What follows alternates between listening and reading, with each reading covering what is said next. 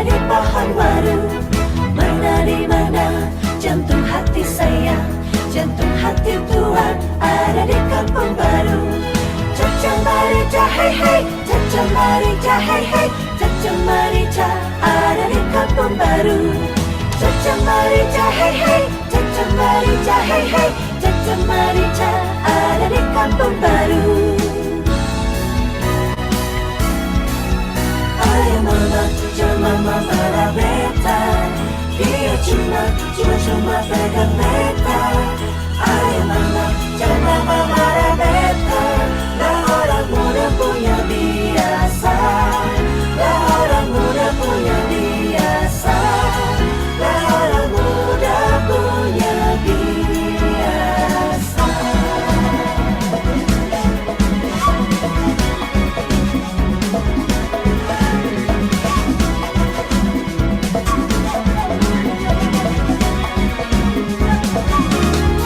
Putar ke kiri, nona manis putarlah ke kiri, ke kiri, ke kiri, ke kiri dan ke kiri, ke kiri, ke kiri, ke kiri manis.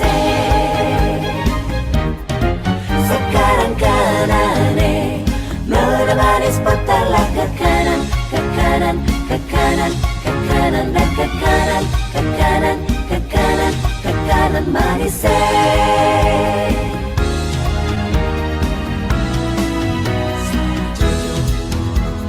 Jojo, you mana oh misa papa rasa mula mula mula keke, sama mula mula keke, sama mula mula keke, sama mula mula keke.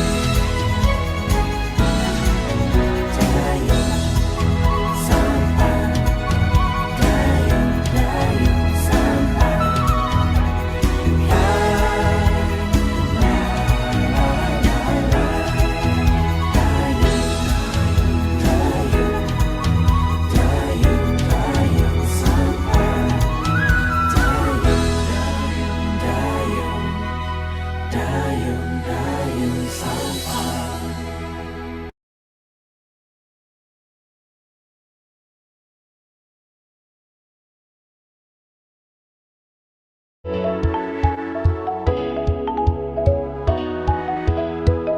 Halo sahabat pendidik yang disebut pahlawan untuk negeri. Salam hangat dari kami dan selamat datang di webinar yang diselenggarakan oleh C-Magic, Sains dan Matematika Jadi Asik. C-Magic ada oleh karena kerinduan orang-orang yang berkecimpung di dunia pendidikan untuk belajar dan berbagi. Kami menyadari bahwa tidak mudah bagi para pendidik untuk mencerdaskan anak bangsa. Terkadang para pendidik sudah banyak mengikuti kegiatan pengembangan diri. Tetapi pada saat terjun ke lapangan, banyak kesulitan yang ditemui. Antara lain, mau memulai dari mana? Kesesuaian waktu, kecocokan model pembelajaran dengan topik pembahasan, dan kecocokan pembelajaran dengan peserta didik.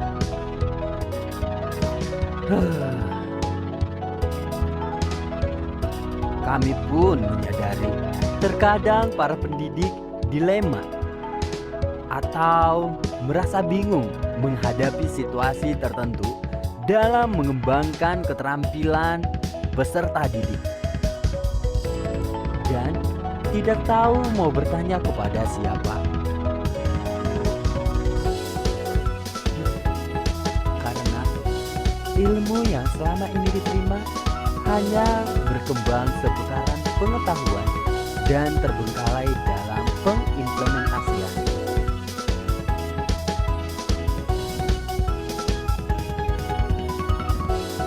Oleh karena itulah, C-Magic hadir menjadi rekan bagi para pendidik untuk mencerdaskan anak bangsa.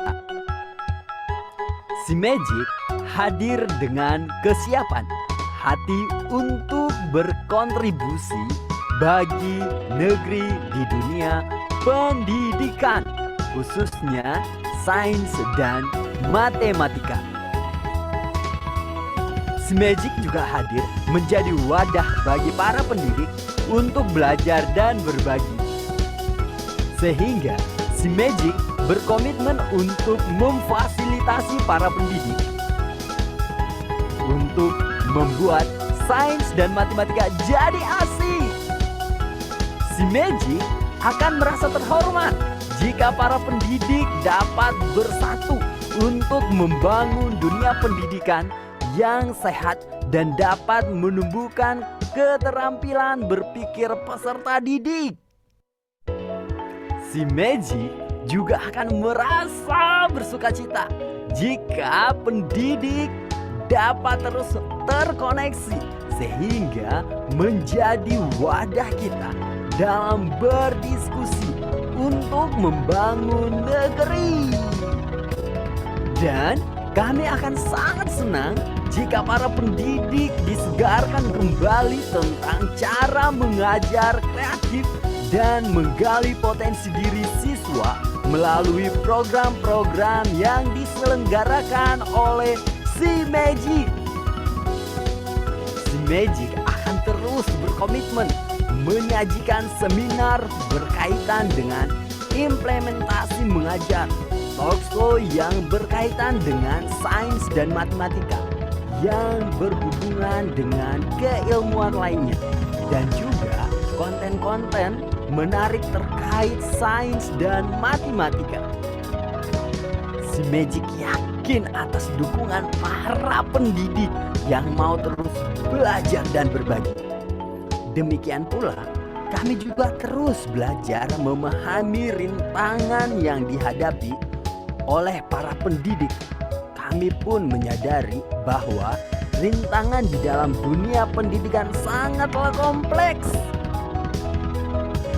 Oleh karena itu, kami akan terus berusaha sekuat tenaga kami untuk memberikan solusi alternatif dalam mendidik anak bangsa. Hal-hal tersebut akan kami bagikan di media sosial kami, di IG kami @magic_id.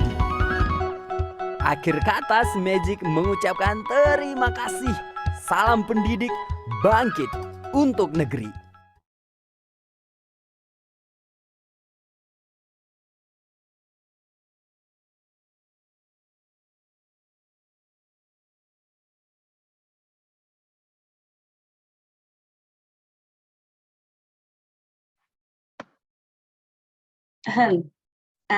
Sebelum kita mulai, saya ingin memastikan terlebih dahulu, Bapak Ibu, apakah suara saya terdengar jelas? Iya, Ibu Nasya. Kalau terdengar, oh, halo, Kak Timon ya. Terdengar, Ibu. Ini saya selalu bingung mau manggil Ibu Tias karena tampak muda, pengennya manggil kakak. Oke, kalau sudah cukup jelas, mungkin jika ke belakang nanti suara saya menghilang atau bagaimana, boleh menginfokan saya di layar atau mungkin via chat ya, agar ke belakangnya seminar kali ini bisa lebih kondusif. Oke, untuk itu saya izin memulai terlebih dahulu agenda hari ini. Assalamualaikum warahmatullahi wabarakatuh. Salam sejahtera untuk kita semua. Swastiastu, Namo Buddhaya, dan salam kebajikan. Selamat sore Bapak Ibu sekalian. Ini cukup lama tidak berjumpa. Terakhir kali saya mendapat amanah jadi MC itu sekitar awal September, dan sekarang sudah November. Kalau tidak salah sekitar 5 minggu nih kita tidak berjumpa, karena Bapak Ibu sekalian selama 5 minggu terakhir fokus ke melaksanakan PTK di sekolah masing-masing. Dan akhirnya 5 minggu sudah berlalu, hari ini kita berjumpa lagi di pertemuan ke-7 pada pelatihan pengembangan penelitian tindakan kelas yang diselenggarakan oleh Magic, Sains dan Matematika Menjadi Asik. Senang sekali saya Naisha hari ini bisa menemani Bapak Ibu sekalian sebagai MC sekaligus moderator untuk materi pertemuan ke-7 ini. Nah, to the point saja, pertemuan ke-7 ini membahas apa sih sebenarnya? Karena 5 minggu terakhir Bapak Ibu sekalian sudah melakukan penelitian tindakan kelas di lapangan, langsung mempraktekkan 6 pertemuan sebelumnya, otomatis yang harus kita lakukan setelah penelitian adalah mau diapain nih hasil penelitiannya? Apa nih? Habis ini ngapain nih? Nah, itulah kenapa pertemuan ke-7 topik kita adalah pengolahan data. Topik untuk ketujuh adalah pengolahan data yang nantinya akan diisi oleh pemateri kece kita, Ibu Tias Wirani, yang mana beliau adalah seorang akademik spesialis di Seameo Kitab in Mathematics Yogyakarta. Saya baca sedikit CV-nya. Bu Tias ini sudah menyelesaikan pendidikannya sarjana jurusan Pendidikan Matematika Universitas Negeri Yogyakarta. Kemudian magisternya keren nih, magisternya double degree. Yang satu di Universitas Negeri Surabaya, yang kedua di Universitas Utrecht. Dan ya otomatis beliau ada double degree. Nanti bisa ditanyakan double degree-nya ini apa sih, otomatis double thesis, double penelitian dan lain-lain. Bisa nanti kita ngobrol. Dan Ibu Tias ini memiliki minat khusus pada topik realistic mathematics education dan pendidikan matematika pada sekolah dasar, pendidikan matematika pada sekolah menengah, dan desain research. Makanya kita mengundang Ibu Tias untuk menjadi pemateri tentang pengolahan data, karena beliau juga tertarik di bagian design research. Jadi penelitian itu sebenarnya gimana sih, bagaimana mengolahnya sih, kita akan belajar itu hari ini. Walaupun mungkin Ibu Tias ini background-nya pendidikan matematika ya, tapi tentunya kita undang ke sini karena ilmu yang beliau miliki tentunya bisa juga diaplikasikan di PTK lainnya, termasuk juga sains gitu ya. Jadi untuk Bapak Ibu yang jurusan sains, jangan khawatir, bisa juga nanti silakan bertanya jika ada yang ingin ditanya. Gitu ya. Langsung sajalah, jangan saya aja yang ngomong. Mari kita sapa dulu Ibu Tias, apa kabar? Salam kenal. Halo, selamat pagi, selamat sore ya ini ya. Sore Saya ya. selainnya pagi. Ini Terlalu sebaiknya saya manggilnya, bersemangat nampaknya pagi terus. ini saya manggilnya Mbak atau gimana nih baiknya? Mbak boleh, Mbak biar Naisha merasa boleh? muda aja. Oke, Boleh. baik Mbak Naisha. Oke, Ibu Biar Tia lebih sudah dekat siap? gitu. Boleh. Sudah bisa dimulai? Ya, boleh. Oke, Iya. monggo silahkan. Waktu sudah Iya. tepat kami persilahkan.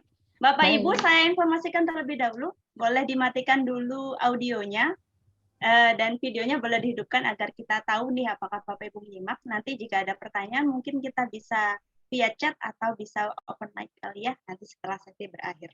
Gitu untuk Ibu Tias, waktu dan tempat kami persilahkan. Oke, baik. Terima kasih Mbak Naisha. Baik, selamat sore Bapak Ibu semua ya. Terima kasih sekali atas kehadirannya ya, menyempatkan untuk hadir di apa ya diskusi kita kali ini. Kita nyebutnya diskusi aja ya. Ke diskusi kita kali ini ya. Terima kasih sekali atas kehadirannya. Baik, mungkin izin share screen dulu ya Bapak Ibu ya. Oke. Ini kayaknya tadi saya lihat Pak Arizal ada di jalan. Hati-hati ya Pak ya. Sebentar.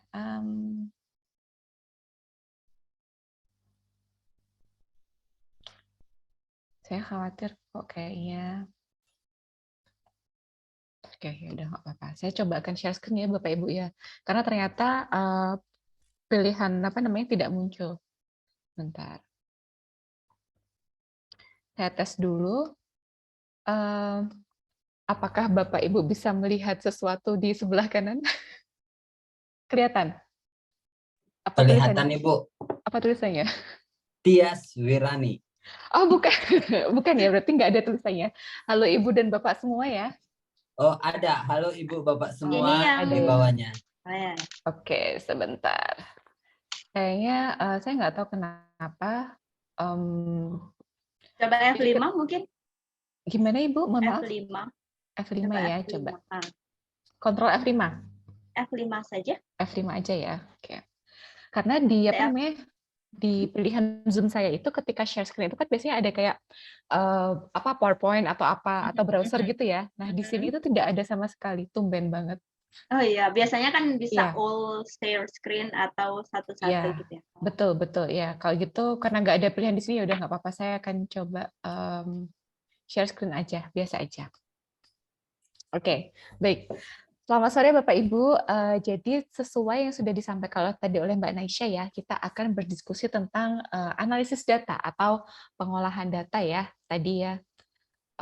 Nah, ini tadi juga karena PTK atau penelitian tindakan kelas itu kan sebenarnya bisa digunakan di segala subjek atau mata pelajaran ya, entah itu mungkin Bapak Ibu ada yang background-nya dari bahasa Inggris, bahasa Indonesia, dari sains, dari matematika. Nah, insya Allah penelitian tindakan kelas ini meskipun nanti mungkin background saya pendidikan matematika, insya Allah tetap bisa diikuti oleh Bapak Ibu yang mungkin tidak mengajar matematika gitu ya.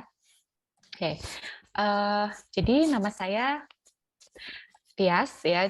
Sebenarnya nama panjang saya lebih panjang lagi, Wisnu Ningtyas Wirani gitu. Tapi dipanggil aja Tias gitu ya. Saya adalah salah satu training specialist di SIKIM. Mungkin nanti Bapak Ibu yang background-nya pendidikan matematika boleh ya ke website SIKIM ya. Nanti mungkin saya akan cantumkan juga ya. Jadi kita ada course macam-macam. Pak Uncok ya salah satunya. Salah satu jadi alumni gitu. Nah, tadi soalnya saya baca bahwa si Magic ini juga berkaitan dengan cara mengajar yang kreatif gitu kan. Saya juga cek-cek website kami di kitabinmat.org ya. Oke, baik. Oh, ada yang sakit ya. Ya, enggak apa. Semoga lekas sehat kembali ya Ibu anaknya. Oke, nanti mungkin Bapak Ibu yang tertarik bisa cek website kami, program-program kami ya. Gitu. Jadi salah satunya untuk mendukung mengajar yang kreatif gitu tadi ya, kalau tagline-nya si Magic tadi ya kalau nggak salah ya. Oke. Baik Bapak Ibu, jadi sesuai mandat dari si Magic, tujuan sesi kali ini apa sih gitu. Nah, jadi di sini ada 2 tujuan. Yang pertama adalah Bapak Ibu ya dapat memahami teknik pengolahan data yang diperlukan dalam PTK sesuai dengan instrumen yang mungkin sudah Bapak Ibu buat ya. Bisa jadi itu lembar observasi atau mungkin angket atau mungkin juga instrumen yang lain ya. Misalnya mungkin Bapak Ibu membuat LKS atau mungkin soal-soal pretest post-test gitu ya. Nah, yang tujuan kedua adalah mengolah data sesuai dengan rumusan masalah PTK yang dipilih gitu. Nah, mungkin di pertemuan sebelumnya sudah ada topik di mana menentukan research question atau menentukan pertanyaan penelitian gitu ya. Nah, ini nanti kita akan bahas lebih lanjut ya. Jadi kalau pertanyaan penelitian itu kan nanti mungkin juga ada kaitannya dengan indikator keberhasilan ya. Karena biasanya kan karena PTK itu kita ingin tahu tingkat efektivitasnya tuh gimana gitu ya. Nah, itu nanti pasti ada kriterianya ya keberhasilannya. Entah itu mungkin kalau misalnya Bapak Ibu mengambil topik tentang hasil belajar. Nah, itu bisa jadi kriterianya terkait dengan KKM ya, karena apalagi KKM satu sekolah dengan yang itu kan mungkin berbeda ya, dan setiap mata pelajaran mungkin berbeda gitu ya. Nah, selanjutnya juga mungkin ada juga Bapak Ibu yang meneliti tentang motivasi anak. Nah, kemarin itu saya lupa ya waktu sesinya Pak Suhendra, Pak siapa ya saya lupa itu instrumennya itu kan ada tentang berpikir kritis atau problem solving ya kalau nggak salah ya. Nah itu kan problem solving atau misalnya berpikir kritis ya, itu kan ada indikator-indikatornya gitu. Nah sebaiknya kita juga melihat juga gitu ya untuk menentukan kriteria keberhasilan, sebaiknya juga melihat ke sana juga. Oh kalau misalnya disebut berhasil kalau misalnya aspek-aspek pada indikator critical thinking atau problem solving itu sudah tercapai setiap itemnya setiap indikatornya itu mungkin katakanlah ada di kategori cukup atau apa gitu ya. Nah itu nanti mungkin kita akan mengarah ke situ juga gitu. Mengolah datanya kita juga akan mengarah ke situ juga gitu ya. Oke, Bapak Ibu sebelumnya jika saya mungkin ngomongnya terlalu cepat, mohon nanti diinfokan ya. Boleh lewat chat atau mungkin Bapak Ibu langsung unmute mikrofon aja. Dan karena kan terkadang itu ketika menjelaskan, mungkin ketika kita berdiskusi, Bapak Ibu tuh terus ada kayak muncul ide dan pengen langsung tanya. Nah itu Bapak Ibu nggak apa-apa banget untuk langsung unmute mikrofon ya, atau mungkin langsung tulis di chat box boleh banget. Kalau misalnya sedang tidak bisa berbicara atau mungkin ada masalah dengan audio, silahkan Bapak Ibu bisa ketik di chat ya, atau kalau misalnya bisa langsung silahkan langsung diambil dan langsung saya diinterupsi aja nggak apa-apa gitu ya. Nanti daripada hilang ini ya tadi mau tanya apa sih gitu, jadi nggak apa-apa diinterupsi aja ya. Oke baik. Nah jadi kita mungkin akan mengawali dulu ya dengan apa sih analisis data itu gitu. Jadi kalau menurut Burns itu analisis data itu adalah kita mencoba menata ya dan menginterpretasi. Jadi Bapak Ibu saya yakin sudah membuat instrumen dan sudah mempunyai banyak data ya, karena kurang lebih dalam waktu sebulan Bapak Ibu sedang mengambil data gitu ya. Nah, ada banyak sekali data. Nah, apa yang perlu kita lakukan pertama kali? Yang perlu kita lakukan adalah kita mencoba untuk melihat kembali, mengorganisir ya. Itu yang kita lakukan untuk analisis data ya. Oh, kira-kira data ini saya perlukan nggak untuk menjawab pertanyaan saya itu. Oh, kira-kira data ini seperti apa ya nanti ya saya akan menganalisisnya gitu ya.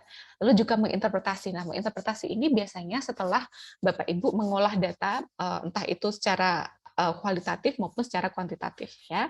Nah, di sini juga ada beberapa pertanyaan reflektif yang mungkin bisa Bapak Ibu jadikan guide ya untuk memaknai data yang terkumpul ya. Jadi yang pertama misalnya, apakah data yang dikumpulkan dapat menjawab pertanyaan penelitian? Jika iya, bagaimana gitu ya? Karena terkadang ada juga ketika apa ya? Ya namanya kita belajar ya Bapak Ibu ya. Pengalaman itu pernah mengumpulkan data, jadi bikin terlalu banyak instrumen, tetapi pertanyaannya tuh, tapi ternyata tidak semua data itu bisa menjawab instrumen tersebut gitu. Entah itu karena ternyata apa namanya instrumennya itu tidak sesuai untuk mengukur, atau malah kayak it overlap gitu. Jadi mungkin ini adalah salah satu apa ya awalan untuk kita menata data kita gitu. Jadi oh saya punya instrumen ini, nah datanya bentuknya ini. Nah kira-kira saya akan mengolah data ini bagaimana ya caranya ya? Itu adalah pertanyaan pertama yang bisa Bapak Ibu apa ya tanyakan ke diri Bapak Ibu dulu gitu. Nah yang kedua adalah misalnya nih Bapak Ibu sudah mengolah datanya, lalu Bapak Ibu bisa bertanya lagi kira-kira apa ya hasil yang dapat diungkapkan dari data seperti ini gitu ya. Lalu selanjutnya dari data yang sudah terkumpul ini apakah masih ada hal yang belum diketahui ya. Jadi ini bisa terkait juga dengan pertanyaan yang pertama, karena itu tadi terkadang ketika kita membuat instrumen ini juga sering terjadi. Jadi kadang itu kita ingin meneliti banyak sekali variabel gitu, entah itu mungkin apa namanya hasil belajar prestasi belajar maupun di luar prestasi belajar ya. Jadi mungkin pengen meneliti prestasi belajar, motivasi dan juga problem solving ya. Itu banyak banget sebenarnya. Variabelnya banyak banget ya. Karena menurut saya sendiri ketika saya mencoba katakanlah nih, saya mau mengimplementasikan PTK. Saya ingin pokoknya yang penting prestasi belajar siswa tuh naik dulu gitu. Nah, dengan mungkin suatu metode tertentu gitu. Entah itu mungkin menggunakan dari LKS-nya atau mungkin dari metode pembelajaran yang Bapak Ibu gunakan di kelas atau mungkin dari media yang Bapak Ibu gunakan, itu dampaknya ke hasil belajar anak tuh seperti apa gitu. Itu sudah banyak sekali loh Bapak Ibu instrumennya gitu. Itu hanya untuk menjawab itu hanya satu variabel yaitu hasil belajar ya. Itu nanti Bapak Ibu pasti akan bikin pretestnya. Terus habis itu katakanlah ada 2 siklus ya. Nanti post-test siklus pertama, lalu post-test siklus kedua ya. Jadi itu sendiri sudah banyak gitu ya. Nah, itu tadi makanya ketika data itu sudah terkumpul, kira-kira ada nggak ya hal yang belum diketahui gitu dari research question-nya tadi gitu. Ya. Jadi penting sekali untuk kita merefleksi kembali gitu ya. Setelah ngambil data itu ya. Nah, selanjutnya adalah juga pertanyaan tentang apakah pertanyaan penelitian saya masih relevan atau data menunjukkan hal lain yang lebih penting gitu. Jadi terkadang ketika Bapak Ibu melakukan penelitian itu di awal Bapak Ibu punya pertanyaan penelitian A gitu ya. Nanti terus ketika seiring berjalannya waktu kemungkinan instrumen Bapak Ibu itu bisa jadi ya itu menyoroti atau mengambil data yang mungkin fokusnya tidak terkait dengan pertanyaan penelitian Bapak Ibu gitu. Nah, itu juga mungkin bisa Bapak Ibu pikirkan ulang lagi gitu. Oh, apakah saya mungkin mau ngambil ya udahlah yang terkait aja sama pertanyaan penelitian saya atau mungkin saya ingin menambahkan lagi ya gitu. Itu mungkin perlu dipikirkan lagi juga. Nah, selanjutnya ada juga pertanyaan, apakah saya perlu data lain untuk menjawab pertanyaan penelitian? Nah, yang ini biasanya kalau misalnya instrumen yang sudah Bapak Ibu buat itu belum mengcover semuanya gitu. Menurut Bapak Ibu, oh kayaknya aduh, ini saya belum mengcover nih apa namanya tentang menurut siswa kayak gimana gitu dengan pembelajaran seperti ini gitu kan. Nah, itu Bapak Ibu bisa juga nanti melakukan susulan gitu ya, katakanlah wawancara susulan gitu. Bisa jadi gitu ya. Nah, selanjutnya adalah pertanyaan yang lain yang mungkin bisa Bapak Ibu utarakan gitu ya, yaitu untuk menjawab pertanyaan penelitian, apakah beberapa data lebih penting daripada yang lain ya. Jadi ini sebenarnya itu tadi kita kaitannya dengan mencocokkan antara data yang kita punya dengan research question kita gitu.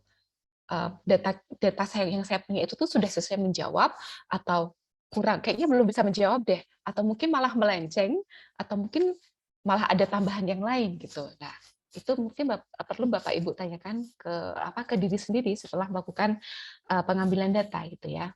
Mungkin saya sambil buka chat dulu ya Bapak Ibu ya sebentar.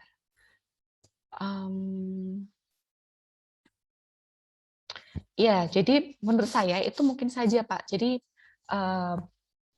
di tengah jalan itu penelitian kita bisa saja kayak entah itu mungkin research question-nya ya Pak ya, research question-nya mungkin berubah, itu bisa jadi juga gitu ya.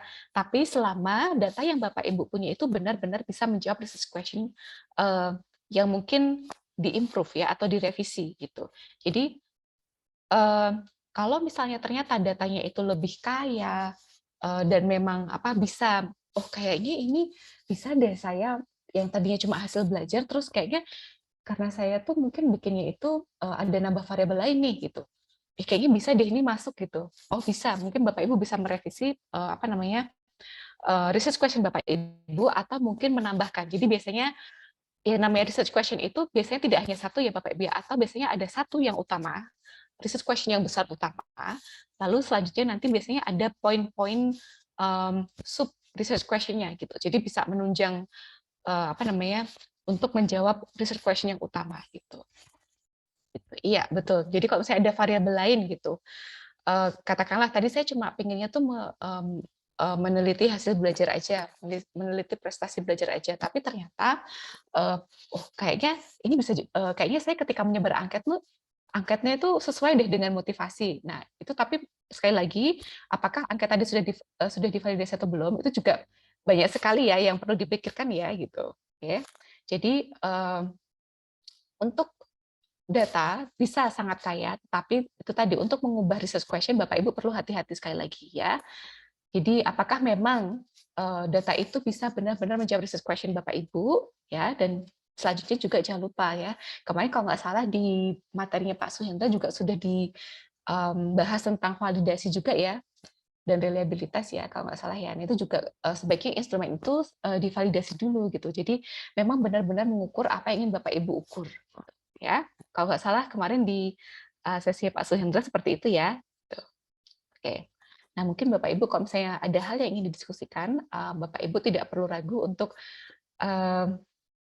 langsung mungkin bisa ya ketik di chat box atau mungkin bisa juga langsung unmute microphone ya. Dan mungkin kalau saya terlalu cepat ya bagi Bapak Ibu yang baru bergabung mungkin bisa bilang aduh kecepatan gitu.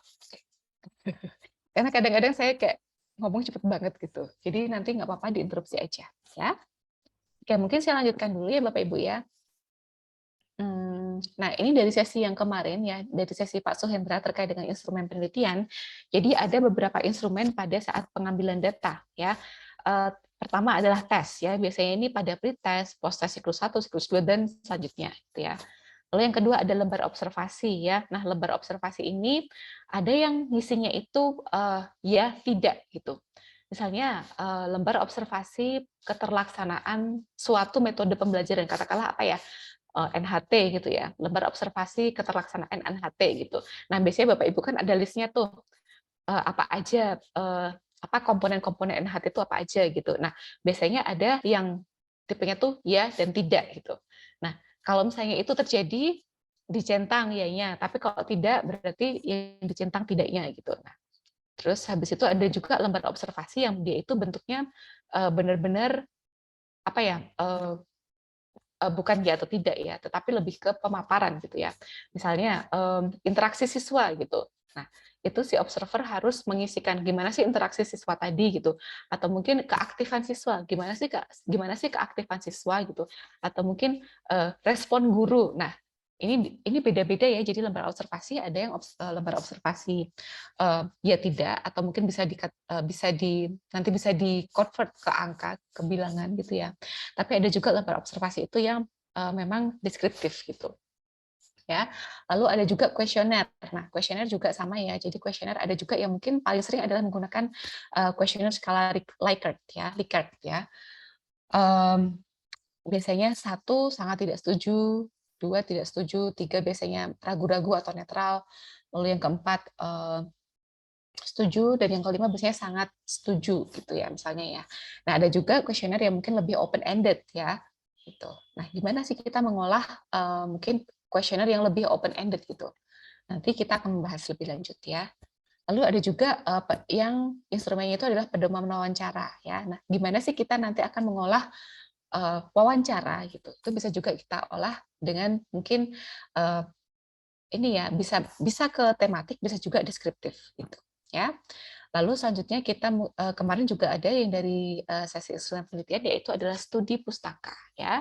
Nah, ini mungkin kalau misalnya kita coba untuk membuat bagan, yaitu analisis data itu ada yang kualitatif, ada yang kuantitatif ya, yang PTK ini. Nah, sebenarnya kayak misalnya kuesioner itu kan sebenarnya dia itu kan kualitatif ya, deskriptif ya, tetapi memang cara menghitung atau mengolahnya itu secara kuantitatif gitu ya.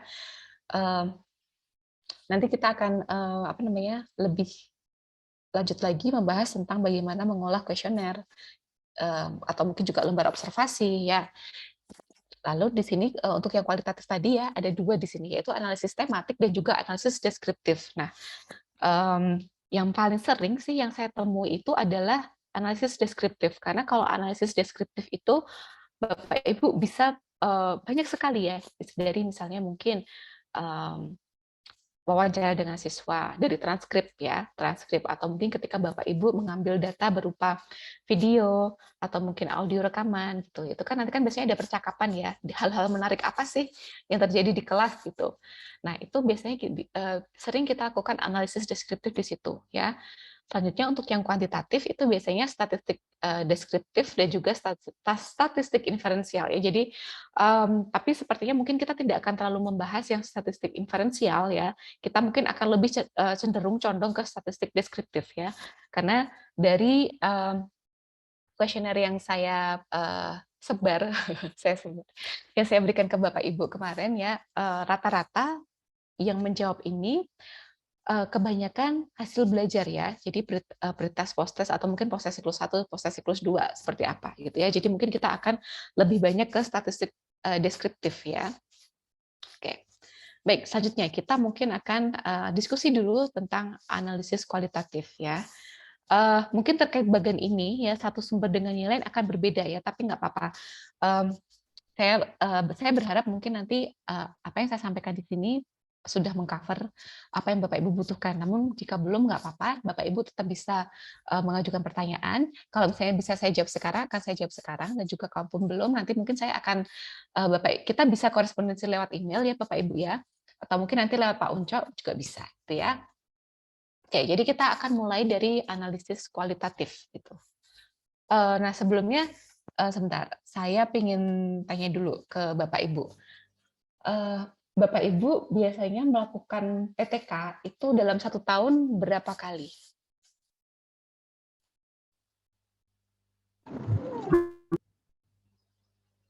Ya, silakan Bapak Ibu, nggak usah ini ya, nggak usah takut-takut ya. Mungkin Bapak Ibu dalam setahun sudah biasanya melaksanakan PTK berapa kali gitu?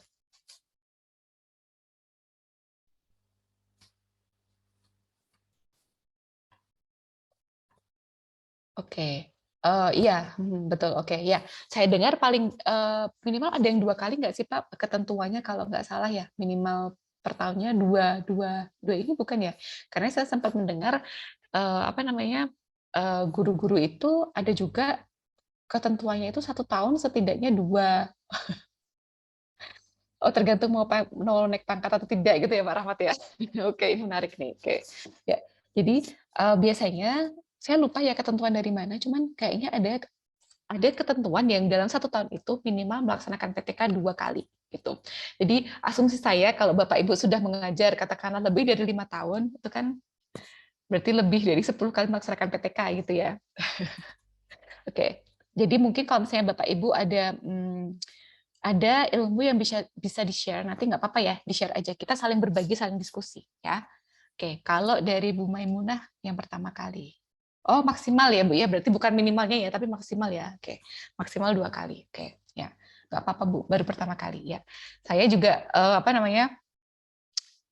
kebetulan juga baru belajar PTK ya, karena biasanya lebih condong ke design research ya, gitu Bapak Ibu.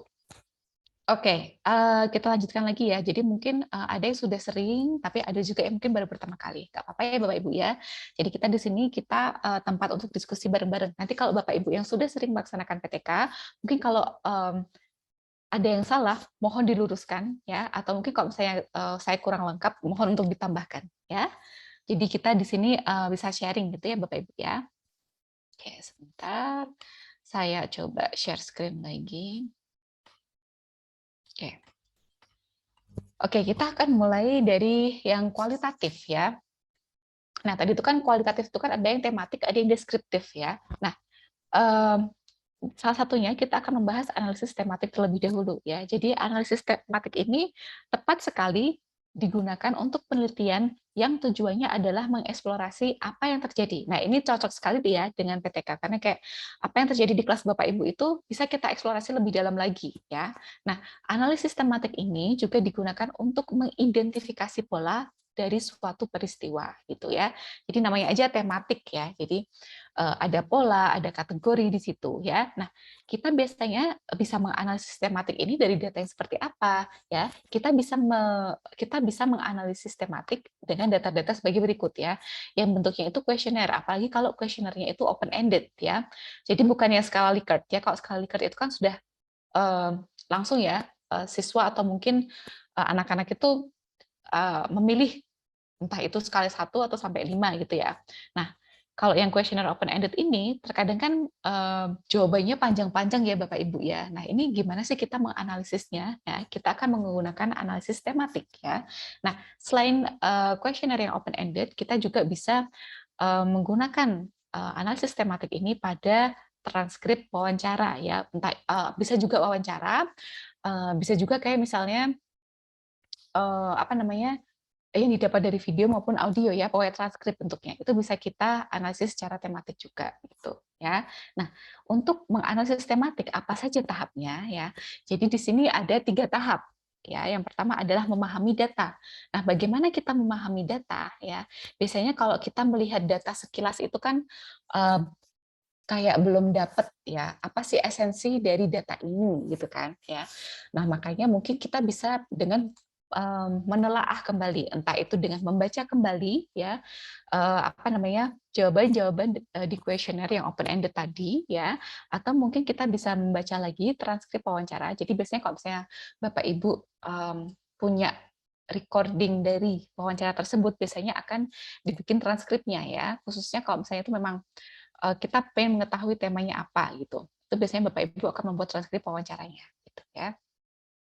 Nah, ini juga penting untuk mendengarkan kembali ya, kira-kira guru yang ini mengutarakan hal A, guru yang ini mengutarakan hal yang B. Mungkin guru yang lain apakah mengutarakan keduanya ya. Itu jadi Bapak Ibu perlu mendengarkan kembali, perlu membaca lagi, atau kalau misalnya ini bentuknya video, Bapak Ibu juga bisa menonton kembali rekamannya gitu. Jadi di sini kita mencoba memahami kembali data yang sudah terkumpul ya, gitu.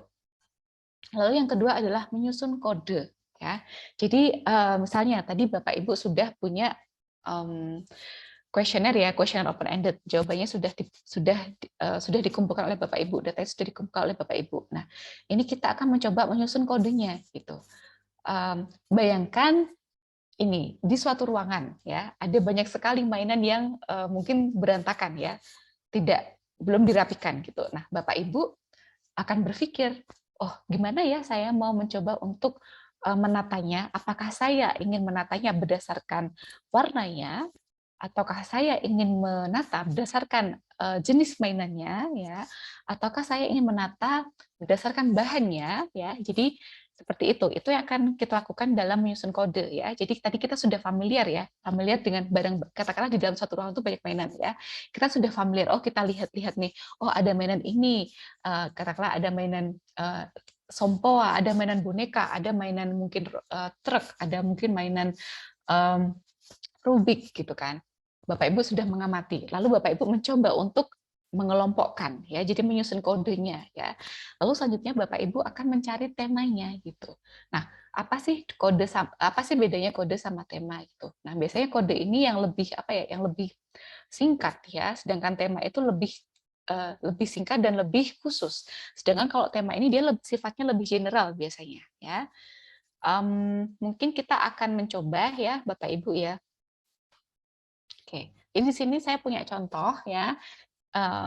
Mungkin nanti saya akan membagikan filenya kepada Bapak Ibu dan kita mungkin akan mencoba untuk mengelompokkan atau mengelompokkan data dulu, ya. Jadi di sini sebenarnya apa namanya, ada beberapa kalimat, ya. Jadi ada seorang guru yang dia itu menuliskan pengalaman mengajarnya dalam paragraf, ya. Nah, paragraf-paragraf ini sudah dipisah menjadi satu kalimat, ya. Jadi satu kalimat, satu kalimat, satu kalimat, satu kalimat, ya. Nah, kita akan mencoba, ya, mengkategorikan kira-kira guru ini apa namanya, kalau apa pengalamannya itu seperti apa kategorinya gitu, ya. Oke, saya mungkin akan stop share dulu dan mencoba membagikan dokumen di chat box. Oke, sebentar ya, Bapak Ibu.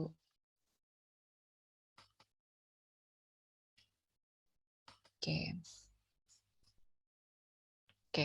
Jadi apa yang tadi saya tampilkan di layar. Oke, sebentar. Ya.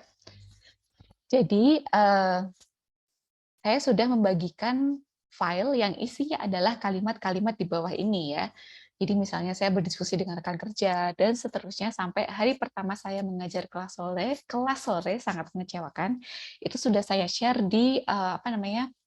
Di chat box Bapak Ibu, ya. Mungkin bagi Bapak Ibu yang bisa saya mohon mungkin untuk coba membaca lalu mengkategorikan, oh kira-kira kalimat yang ini mirip dengan kalimat yang ini, berarti dia ada di satu kelompok gitu, ya. Tuh. Nah, mungkin saya akan memberikan waktu kepada Bapak Ibu sekitar 5 menit. Boleh nggak ya Bu Mbak Naisha? Ada aktivitas kayak gini boleh nggak ya? Mbak Naisha, mohon maaf suaranya kok nggak terdengar sama sekali ya? Dengar. Ya, oke. Gimana Mbak Naisha, maaf? Monggo, silakan saja. Saya mah akan berpartisipasi. Oke, Sudah baik. di-download. Baik, terima kasih. Oke, mungkin Bapak Ibu yang bisa ya, silakan untuk mencoba mengkelompokkan kalimat-kalimat tersebut ya.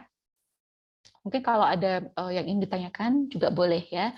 Jadi mungkin kita 5 menit ya. Jadi kalau di jam saya ini 49, jadi mungkin nanti sampai 54 gitu ya. Kita akan membahas bersama-sama terkait pengelompokan atau pengkategorian kalimat-kalimat tersebut gitu ya. Oke. Baik, silakan Bapak Ibu.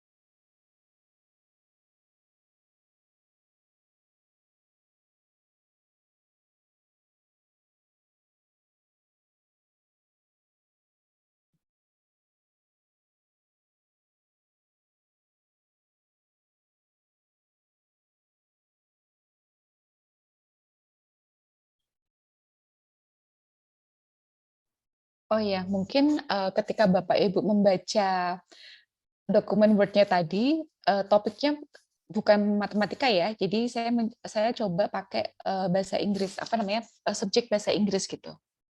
Oke, jadi mungkin kalau misalnya Bapak Ibu dari sains dan juga matematika, menurut saya tetap bisa ini ya, tetap bisa karena kita latihan aja dulu gitu ya.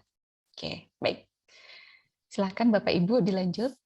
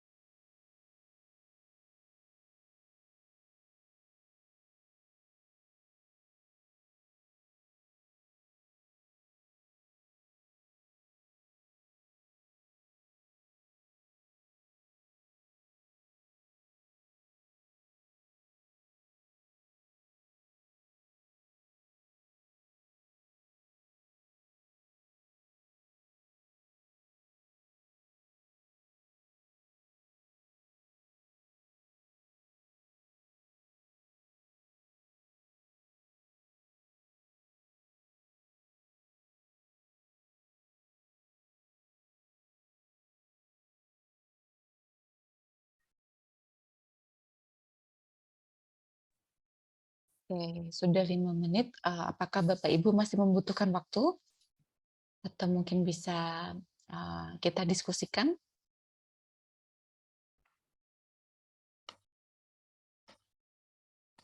Saya cuma lihat Mbak Naisya, Pak Rahmat, sama Pak Uncok nih. Gimana, boleh nggak kita diskusi? Atau mungkin masih butuh waktu lagi untuk mengkategorikan Bapak Ibu?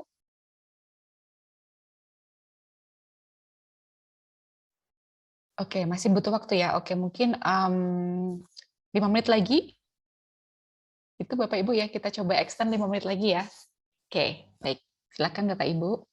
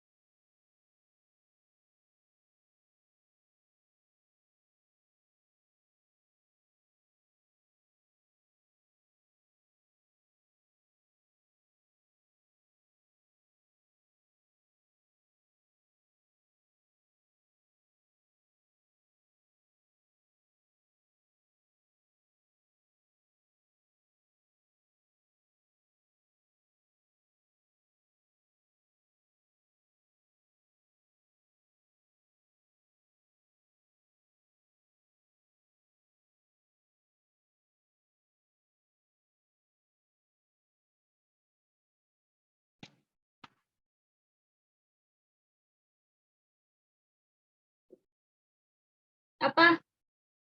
Kenapa? Kenapa?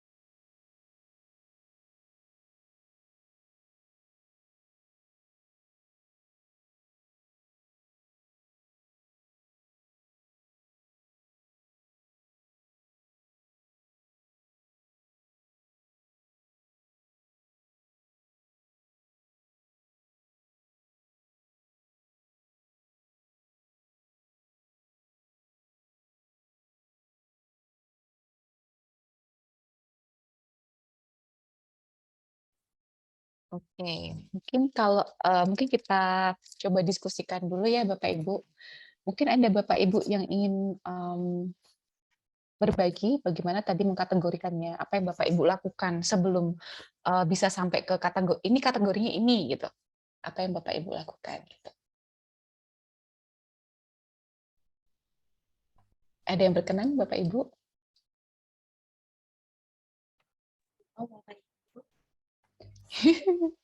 Mungkin topik Yes. yang sama mungkin Ibu. Gimana Pak Rahmat? Pembahasan topiknya dikategorikan terlebih dahulu, apakah membahas topik yang sama kayak gitu Ibu. Oke, baik. Jadi Pak Rahmat ini ya menelaah kira-kira kategorinya sama atau tidak gitu. Nah itu Pak Rahmat ketahui dari apa Pak? Dari kayak ungkapan kalimatnya, misalkan kayak tadi kan beberapa yang ada yang membahas les kayak gitu, terus les bahasa Inggris kayak gitu. Nah itu bisa dikelompokkan menjadi satu kelompok yang sama. Terus ada kayak yang partisipasi, beberapa kali kan ada keaktifan siswa. Nah itu bisa dikelompokkan juga kan. Terus ada kayak guru dan usaha guru untuk memotivasi partisipasi siswa dan kelas, itu bisa dikelompokkan menjadi satu kayak gitu. Terus ada yang kelompok, jadi Rahmat mengelompokkannya menjadi 4 kelompok tadi, tapi nggak tahu benar, nggak tahu salah itu Bu. Nah, kayak gitu, lebih kurang kayak gitu Bu. Oke, baik. Terima kasih banyak Pak Rahmat. Ya, jadi apa yang dilakukan Pak Rahmat ini sudah sesuai ya. Jadi mencoba membaca dari kalimat-kalimatnya. Lalu mungkin ada nggak dari kalimat ini yang apa ya nadanya apa ya nadanya sama gitu ya. Sebentar, saya akan coba share screen dulu. Ya. Oke, jadi tadi dari dari file Word tadi saya mencoba untuk meng-highlight apa ya kayak intinya dari kalimat ini tuh apa sih gitu. Tuh, jadi saya coba highlight dulu gitu. Terus habis itu saya baca ulang lagi saya coba untuk kelompokkan lagi. Jadi biasanya gini Pak Rahmat, yang namanya mengelompokkan atau membuat tema itu tidak ada yang benar, tidak ada yang salah ya. Tapi akan lebih baik lagi jika mungkin misalnya kita tidak seorang diri ya. Kita tidak sendiri gitu. Nah, biasanya yang kita lakukan adalah kita punya interpreter ya. Jadi kita meneliti atau memeriksa atau mengolah itu, tetapi ada beberapa orang yang mengolah gitu. Jadi misalnya kita melihat ke data yang sama, ya tadi kita mencoba untuk mengkategorikan gitu. Nah, tapi ada lebih dari satu orang yang mencoba untuk mengkategorikan, ya itu namanya iterator. Itu. Nah, itu juga untuk menjaga apa ya reliabilitasnya juga gitu. Ya, itu sangat diperlukan sekali ya. Jadi biasanya apalagi kalau misalnya ada tema yang seperti ini, kita ingin memastikan bahwa kita tuh sudah mengkategorikannya tuh sesuai gitu, ya. Nah, itu seperti itu. Tadi mungkin satu orang dengan yang lain, saya yakin mungkin agak berbeda ya istilahnya, tapi saya yakin secara garis besar sama gitu ya. Jadi misalnya tadi saya mencoba untuk mengelompokkan sulit untuk bekerja, lalu sia-sia, frustasi, mengecewakan. Itu saya kelompokkan menjadi satu ke mungkin perasaan guru gitu ya temanya ya. Jadi ini dikodekan, lalu habis itu di sini saya mencari tema, oh temanya mungkin ini kayaknya perasaan gurunya deh ketika mengajar gitu ya. Terus habis itu yang kedua, itu tema yang kedua adalah respon siswa terhadap aktivitas pembelajaran. Karena tadi ada juga kata-kata tidak suka berpartisipasi di kelas. Habis itu memang yang seperti itu, lalu apatis dan enggan gitu. Lalu selanjutnya ada juga hanya mendengarkan gitu ya saat pembelajaran berlangsung gitu. Jadi ini kayaknya ketika pembelajaran atau aktivitas. Jadi makanya saya temanya seperti ini gitu. Lalu selanjutnya saya punya tema respon siswa terhadap bahasa Inggris ya. Jadi tadi saya dapat kalimat seperti mereka nggak suka bahasa Inggris, mereka ikut les karena disuruh orang tuanya. Itu saya jadikan satu ke respon siswa terhadap bahasa Inggris. Jadi bukan ke pembelajaran atau aktivitasnya ya, tapi lebih ke bahasa Inggrisnya gitu ya. Terus habis itu ada juga kategori yang lain ya, yaitu temanya usaha yang dilakukan. Tadi ada kalimat yang menyatakan bahwa saya berdiskusi dengan rekan kerja tentang permasalahan tersebut agar terbantu ya. Lalu selanjutnya ada juga mencoba membuat kelas menjadi menarik ya. Jadi mungkin semacam usaha yang dilakukan oleh guru ini ya untuk memperbaiki pembelajarannya gitu ya. Lalu selanjutnya juga ada tadi menyangkut seharusnya punya kemampuan bahasa Inggris mendasar ya. Itu kan terkait level atau kemampuan siswa ya. Jadi saya ambil di sini temanya adalah kemampuan siswa. Nah, tadi juga ada kalimat yang menyatakan bahwa mereka mengambil level 3 gitu. Dan ada juga yang mengulang les. Nah, ini kan berarti mungkin kaitannya dengan kemampuan siswa ya. Nah, kategori-kategori ini yang mungkin sudah saya buat mungkin bisa jadi berbeda dengan yang sudah Bapak Ibu buat ya. Nah, disinilah fungsinya iterator ya. Jadi apakah iterator itu harus mereka yang terlibat dalam dalam penelitian ya, boleh ya, mereka boleh terlibat dalam penelitian. Jadi karena terlibat dalam penelitian mungkin mereka akan lebih akan lebih paham ya terkait apa yang terjadi, terus habis itu juga indikator-indikatornya gitu ya. Oke, sebentar. Kalau di lapangan, mungkinkah atau bolehkah kategori tersebut dibuat jika sudah ada data atau sudah selesai penelitian? Oke, baik ya. Terima kasih sekali Mbak Naisha ya atas pertanyaannya. Jadi kategori tadi itu baru kita kategorikan setelah kita punya data, gitu. Nggak apa-apa, kita kategorikannya setelah punya data nggak apa-apa gitu. Makanya tadi di awal kita perlu memfamiliarkan ya atau membiasakan diri kita dengan data-data yang ada karena itu tadi salah satunya adalah untuk membuat kategori atau untuk membuat tema gitu. Oh, kayaknya ini masuknya ini deh gitu. Jadi iya, untuk kategori bisa dibuat setelah kita sudah punya data gitu. Nah, tapi ada juga kalau misalnya kita mencoba untuk membaca penelitian-penelitian sebelumnya, mungkin Bapak Ibu juga akan akan mendapat beberapa kategori. Oh, di penelitian misalnya Bapak Ibu meneliti tentang motivasi, sama-sama motivasi anak gitu ya, terhadap pembelajaran gitu. Nah, mungkin di relevant studies atau penelitian sudah dilakukan, itu mungkin ada juga yang membahas tentang kategori tentang yang terkait dengan motivasi ya. Jadi Bapak Ibu juga bisa mengacu ke situ gitu. Misalnya belum punya data nih, tetapi Bapak Ibu pengen kayak ancang-ancang gitu ya. Kira-kira nanti kategorinya apa aja ya gitu, temanya apa aja ya. Nah, Bapak Ibu bisa mengecek ke relevant studies atau penelitian yang sudah dilakukan ya, khususnya kalau dia membuat kategorinya apa saja gitu. ya. Nah, tapi kalau misalnya Bapak Ibu tidak menemukan itu nggak apa-apa ya. Jadi nanti Bapak Ibu bisa membuat kategori atau tema tersebut kalau sudah terkumpul datanya gitu ya. Oke. Mungkin sampai sini ada yang ingin didiskusikan dulu Bapak Ibu? Ya, silakan Pak Unco. Bu, kira-kira memungkinkan nggak kalau seandainya untuk mengambil data, kita sudah punya bayangan dulu, kira-kira kategori apa yang kita inginkan?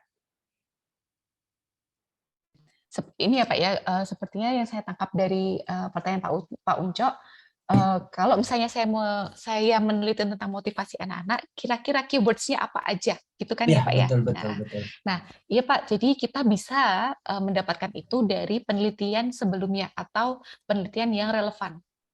Gitu ya.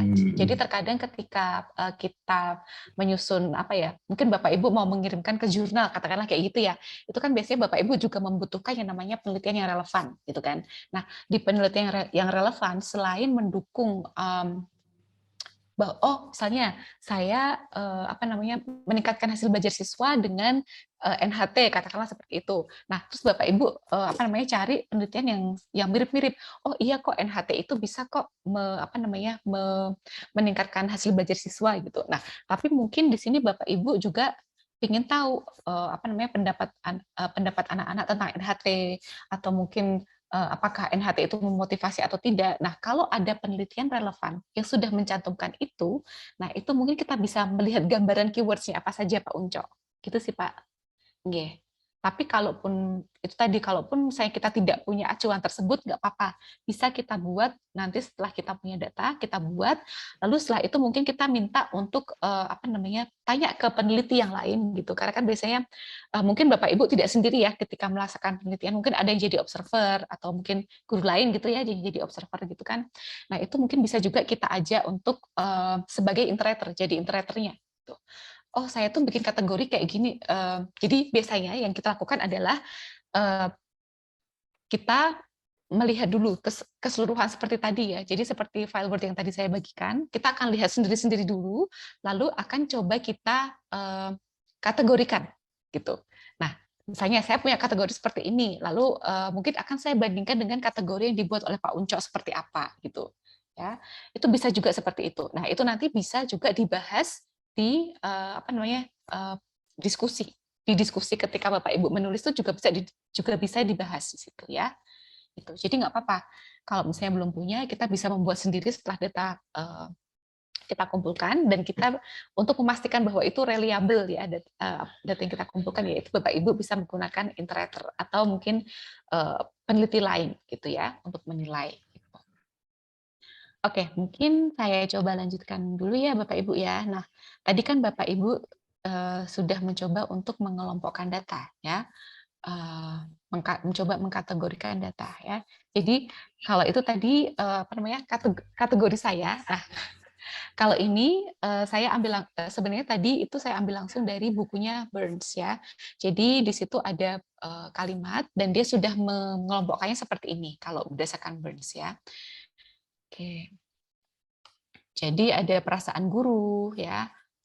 Dia malah lebih spesifik ya, ada kode yang kecewa, ada kode frustasi, ada yang tidak berguna, tapi ini lebih ke negatif ya, berarti ya perasaannya perasaan negatif gitu ya. Lalu juga ada harapan guru pada siswa, mungkin tingkat bahasanya gitu ya. Oke, kalau tadi saya lebih ke kemampuan siswa ya, tapi nggak apa-apa ya. Nah selanjutnya ada juga perilaku siswa. Nah di sini si Burns ini lebih detail lagi ya. Jadi perilaku siswa itu terhadap bahasa Inggris, terhadap pembelajaran, dan terhadap aktivitasnya gitu. Jadi dia lebih detail lagi ya. Kalau saya tadi nggak sedetail ini gitu. Lalu selanjutnya ada juga reaksi guru ya. Reaksi guru. Kalau tadi saya mengelompokkannya sebagai usaha yang dilakukan oleh guru gitu.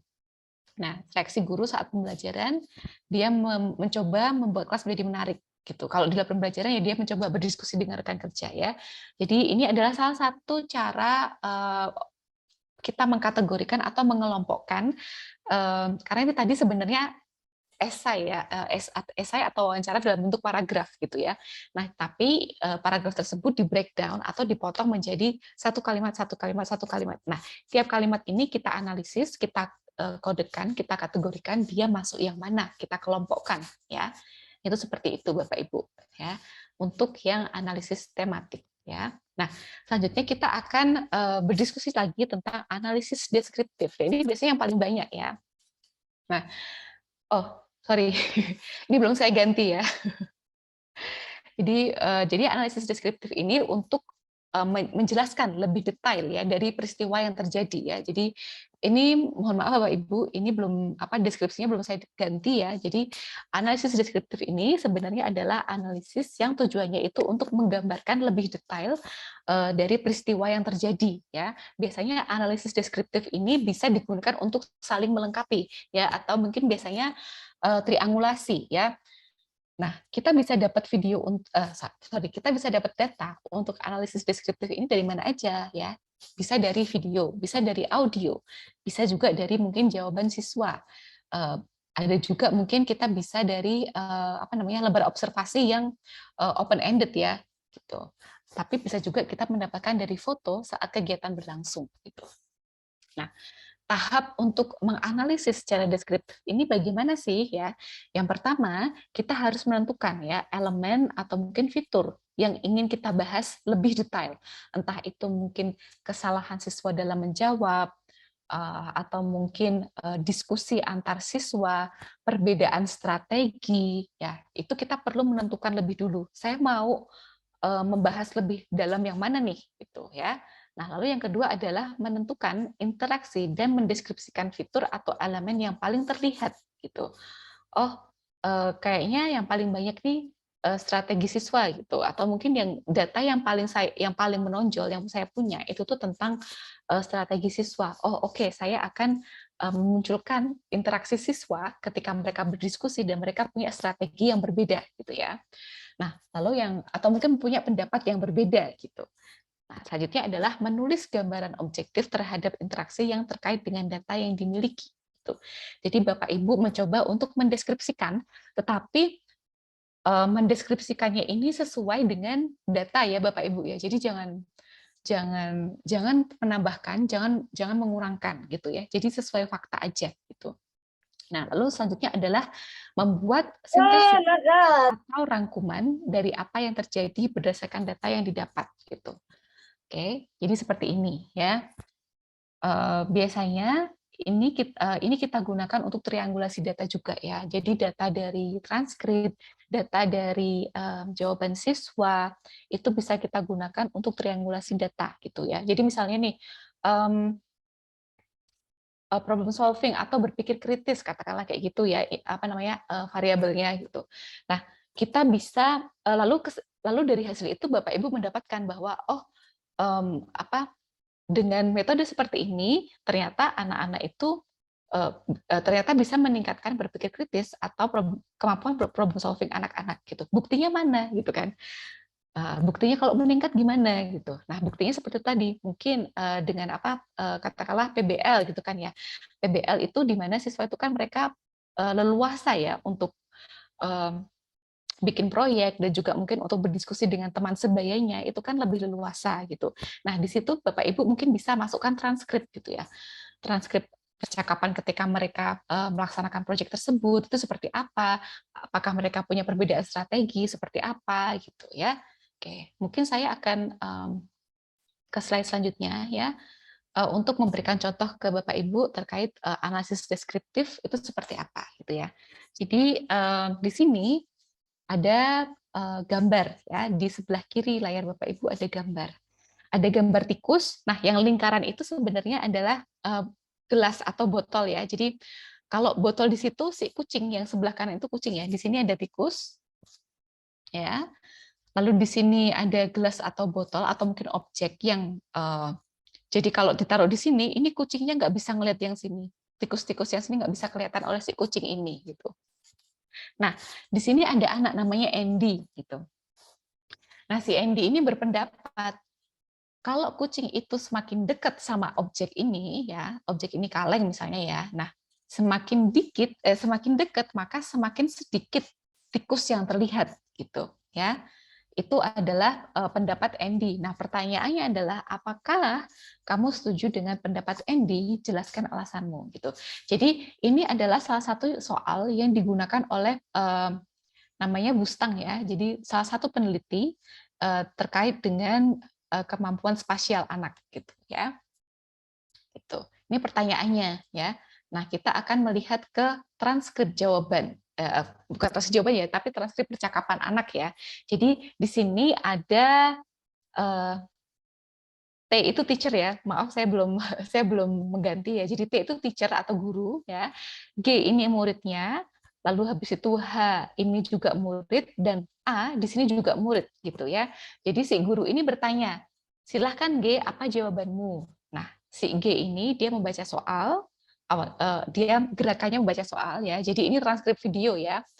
Lalu dia berkata setuju karena semakin dekat kucing semakin banyak tikus yang terlihat dan kucing semakin dekat di depan tikus. Nah, lalu si guru bilang, jadi pendapat G adalah semakin kucing mendekat semakin banyak tikus yang terlihat. Bagaimana menurutmu H? Gitu. Nah, si H ini dia jawab, saya setuju dengan pendapat Andy karena hanya 2 tikus yang terlihat karena yang lain tertutup kaleng. Jadi beda ya, jawaban G ini dia setuju sama pendapatnya Andy, tetapi alasannya tuh kurang tepat gitu ya. Nah, sedangkan kalau jadi kalau si H ini dia setuju dengan pendapat Andy ya, dia tidak mengomentari pendapatnya si G, tapi dia mengomentari pendapatnya Andy dan alasannya sesuai gitu ya. Nah, lalu habis itu ada anak lain juga namanya A. Nah, si guru ini meminta A untuk membaca jawabannya. A, baca jawabanmu dengan lantang. Ya, lalu si A bilang, setuju. Alasannya karena semakin kucing mendekati tikus, kucing melihat semakin sedikit tikus dan ada 2 tikus yang terlihat oleh kucing. Ya, jadi mungkin bisa kita simpulkan ya di sini bahwa A dan H sebenarnya G, H, A, mereka itu setuju dengan Andy. Tetapi alasan G itu kurang tepat. Ya, untuk alasan H dan A itu mereka alasannya lebih masuk, lebih tepat gitu ya. Nah, Bapak Ibu kalau misalnya menuliskan transkrip entah itu di artikel ya, itu sebaiknya menggunakan baris seperti ini ya, dinomoris 1, 2, 3, 4, 5 dan seterusnya untuk setiap barisnya gitu ya. Jadi mungkin nanti ketika Bapak Ibu merujuk suatu kalimat yang terdapat pada baris transkrip sekian gitu ya. Katakanlah ada lebih dari 1 transkrip ya di tulisan Bapak Ibu gitu. Nah, itu perlu Bapak Ibu untuk menomori transkripnya. Katakanlah ini transkrip 1 gitu. Berarti mungkin saya akan membuat kalimat seperti ini. A dan H mempunyai pendapat yang sama yang digambarkan oleh kalimat pada baris ke-6 dan pada baris 9 dan 10. Misalnya seperti itu ya. Jadi itu biar lebih jelas ke pembaca gitu. Nah, bagaimana kita membuat kata-kata yang objektif dan juga merangkumnya gitu ya. Oke, ini adalah salah satu contohnya ya. Jadi berdasarkan diskusi pada fragmen di atas, diketahui bahwa G dan H mempunyai pendapat yang berbeda dengan Andy. Oh, kalau Andy tadi apa ya? Saya belum. Oh, semakin sedikit ya. Oke, siswa tersebut mungkin mengalami kesulitan dalam membayangkan penglihatan kucing yang dapat berubah jika semakin mendekati kaleng. Hanya satu dari mereka A. Oh, oke, berarti hanya A saja ya yang bisa memahami bahwa semakin dekat itu semakin sedikit kelihatan tikus yang kelihatan gitu ya. Oke, ya. Oke. Pendapat yang dikemukakan A menunjukkan dia dapat memahami bahwa penglihatan kucing dapat berubah jika mendekati kaleng dan ini mempengaruhi banyaknya tikus yang dapat dilihat kucing ya. Jadi ini objektif sesuai dengan faktanya dan juga bisa disimpulkan ya. Jadi dari sini kesimpulannya adalah G dan H ternyata belum bisa memahami soal gitu ya. Dan A dia bisa memahami soal dan mengemukakan alasan yang tepat gitu. Ya, seperti ini adalah contoh untuk kita mendeskripsikan transkrip ya. Nah, selanjutnya di sini ada juga jawaban siswa ya. Bapak Ibu juga ini sangat penting sekali ya untuk memasukkan jawaban siswa ketika Bapak Ibu menulis artikel gitu ya. Atau menulis report laporan ya. Itu penting sekali ya. Jadi kita bisa tahu, oh siswa ternyata dia pemikirannya seperti ini gitu. Apalagi mungkin saya nggak tahu ya si Magic ini khusus SMP ya, karena dari kuesioner dari jawaban di kuesioner yang masuk itu kebanyakan mencantumkannya SMP. Jadi asumsi saya mungkin kebanyakan Bapak Ibu ini dari mengajarnya di SMP ya, tapi nggak apa-apa Sekarang ya. SMP, Bu. Oh gitu, tapi memang Khusus ini ya, SMP. tapi memang sebenarnya tidak terbatas di SMP ya Pak ya? Kalau yang untuk sekarang memang khusus untuk SMP, Bu. Nanti tahun depan baru kita ke SD, baru ke SMA. Gitu. Jadi bertahap supaya fokus. Oke ya, siap-siap Pak. Oke, terima kasih Pak Unca atas informasinya ya. Oke, sama-sama, Bu. Oke, ya baik. Jadi di bahkan di level SMP pun itu anak-anak pasti saya yakin punya apa ya jawaban yang berbeda, cara atau strategi dalam menyelesaikan soal itu dengan berbagai macam cara, gitu ya. Apalagi kalau mungkin soalnya itu sangat kontekstual dan anak-anak bisa menggunakan representasi, menggambar, ya. Itu memungkinkan sekali ya perbedaan di situ ya. Nah, ini adalah salah satu contoh, tapi ini di level SD ya Bapak Ibu ya. Tapi saya yakin di level SMP pun juga bisa seperti itu, gitu ya. Entah itu mungkin jawabannya itu berupa gambar, ilustrasi, atau mungkin juga kata-kata, ya. Saya yakin pasti anak satu dengan yang itu punya strategi yang berbeda, ya. Nah, di sini juga jawaban siswa itu kita bisa juga deskripsikan, ya. Misalnya di sini ada gambar kaleng tadi ya atau objek tadi ya. Nah, di sini ada tikus dan di sini ada kucing, ya. Dan jadi di sini anak-anak itu diminta untuk menggambarkan kira-kira penglihatan kucing itu kayak gimana gitu. Kalau kira-kira yang dilihat itu tikus yang mana gitu. Itu digambarkan dengan garis gitu. Anak-anak diminta untuk menggambarkan dengan garis gitu. Nah, ini adalah gambaran siswa terkait dengan garis penglihatan kucing ya. Jadi yang digambar yang sebelah kiri itu dia mengarah ke beberapa tikus ya, sedangkan untuk yang di sebelah kanan itu dia hanya satu garis, hanya di satu arah gitu ya. Nah, di sini bagaimana kita mendeskripsikannya ya? Jadi kita mendeskripsikannya dengan cara begini. Selain itu, hampir semua siswa dapat menggambar garis yang berbeda untuk merepresentasikan penglihatan kucing ya. Meskipun mereka mampu memberikan penalaran inferensi untuk menjawab pertanyaan, mereka masih membuat kesalahan dalam menggambar gitu ya. Mungkin gambar mereka tidak merepresentasikan garis penglihatan kucing, tapi hanya garis yang membuktikan kucing dapat melihat tikus tertentu saat mereka menggambar garis untuk setiap tikus gitu. Jadi kan biasanya kalau saya coba untuk ini ya. Nah, jadi biasanya itu kan kalau penglihatan kucing itu kan berarti dari sini mungkin ke sini dan ke sini, katakanlah seperti itu ya. Karena kan tadi kan kalau dari atas ternyata gambarnya yang hanya terlihat itu yang serong seperti ini ya. Nah, ketika anak diminta untuk menggambarkan ya, strategi mereka itu berbeda dan ternyata masih kurang tepat gitu. Ya. Jadi malah mereka menggambarnya bercabang ya. Ada juga yang hanya di satu sisi gitu. Jadi itu dapat Bapak Ibu bahas ya sebenarnya ya. Di baik di laporan maupun mungkin di artikel yang mungkin nanti Bapak Ibu ingin kirimkan ke jurnal itu bisa banget ya. Oke. Oke. Mungkin saya lanjut dulu. Ini untuk yang jawaban siswa ya. Sebentar saya kok enggak. Oke, saya mau lanjut lagi ya. Oke. Nah, bagaimana dengan aktivitas? Tadi kan salah satunya ada ini ya, kalau misalnya ada foto kegiatannya gitu ya. Itu juga bisa kita deskripsikan ya. Jadi ini merupakan aktivitas simulasi dari kucing dan tikus tadi ya. Jadi kalau tadi kucing tikus pakai objek tengah-tengahnya kaleng, nah sekarang anak-anak dan guru ini mau mensimulasikan kalau aktivitasnya itu mereka sendiri gitu. Mereka yang jadi kucing, ada yang jadi tikus gitu. Nah, di sini anak-anak yang di sebelah sini adalah anak-anak yang di sini adalah mereka yang jadi tikusnya gitu. Nah, ini ditutupi oleh objek ya. Di sini ada layar ya. Nah, di sini ada anak yang jadi kucingnya gitu.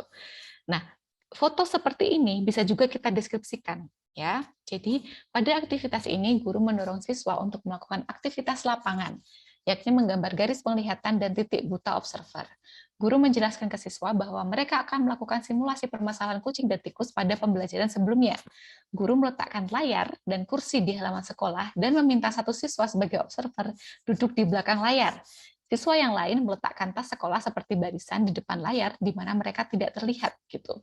Jadi ini faktual gitu karena di sini memang dari gambar ini adalah mereka melakukan simulasi aktivitas sebelumnya gitu. Ada anak yang jadi kucingnya ya, lalu ditutupi dengan layar dan juga ada anak yang jadi tikusnya di mana mereka berbaris di depan ya. Mungkin ada beberapa kata-kata yang tidak agak tidak sesuai dengan gambar ini ya, tetapi ini saya ambil langsung dari artikelnya ya, karena memang sebenarnya ini tesis ya Bapak Ibu ya, jadi masih ada kelanjutannya gitu, tapi ini saya potong hanya untuk bagian ini gitu ya. Tapi ini menarik sekali karena ini adalah cara untuk gimana ya, data itu jadi lengkap banget gitu, nggak cuma oh iya hasil belajar meningkat gitu, nggak seperti itu, tetapi ada bukti-buktinya gitu ya. Baik itu dari jawaban siswa, baik itu dari komentar siswa, alasan siswa terhadap suatu permasalahan itu ada, dan juga ini ya simulasinya juga ada seperti ini. Jadi ini lengkap sekali, bisa melengkapi analisis data Bapak Ibu ya. Nah, mungkin sekarang kita akan coba ke sebelum kita beranjak ke analisis kuantitatif, mungkin ada yang ingin didiskusikan dulu Bapak Ibu.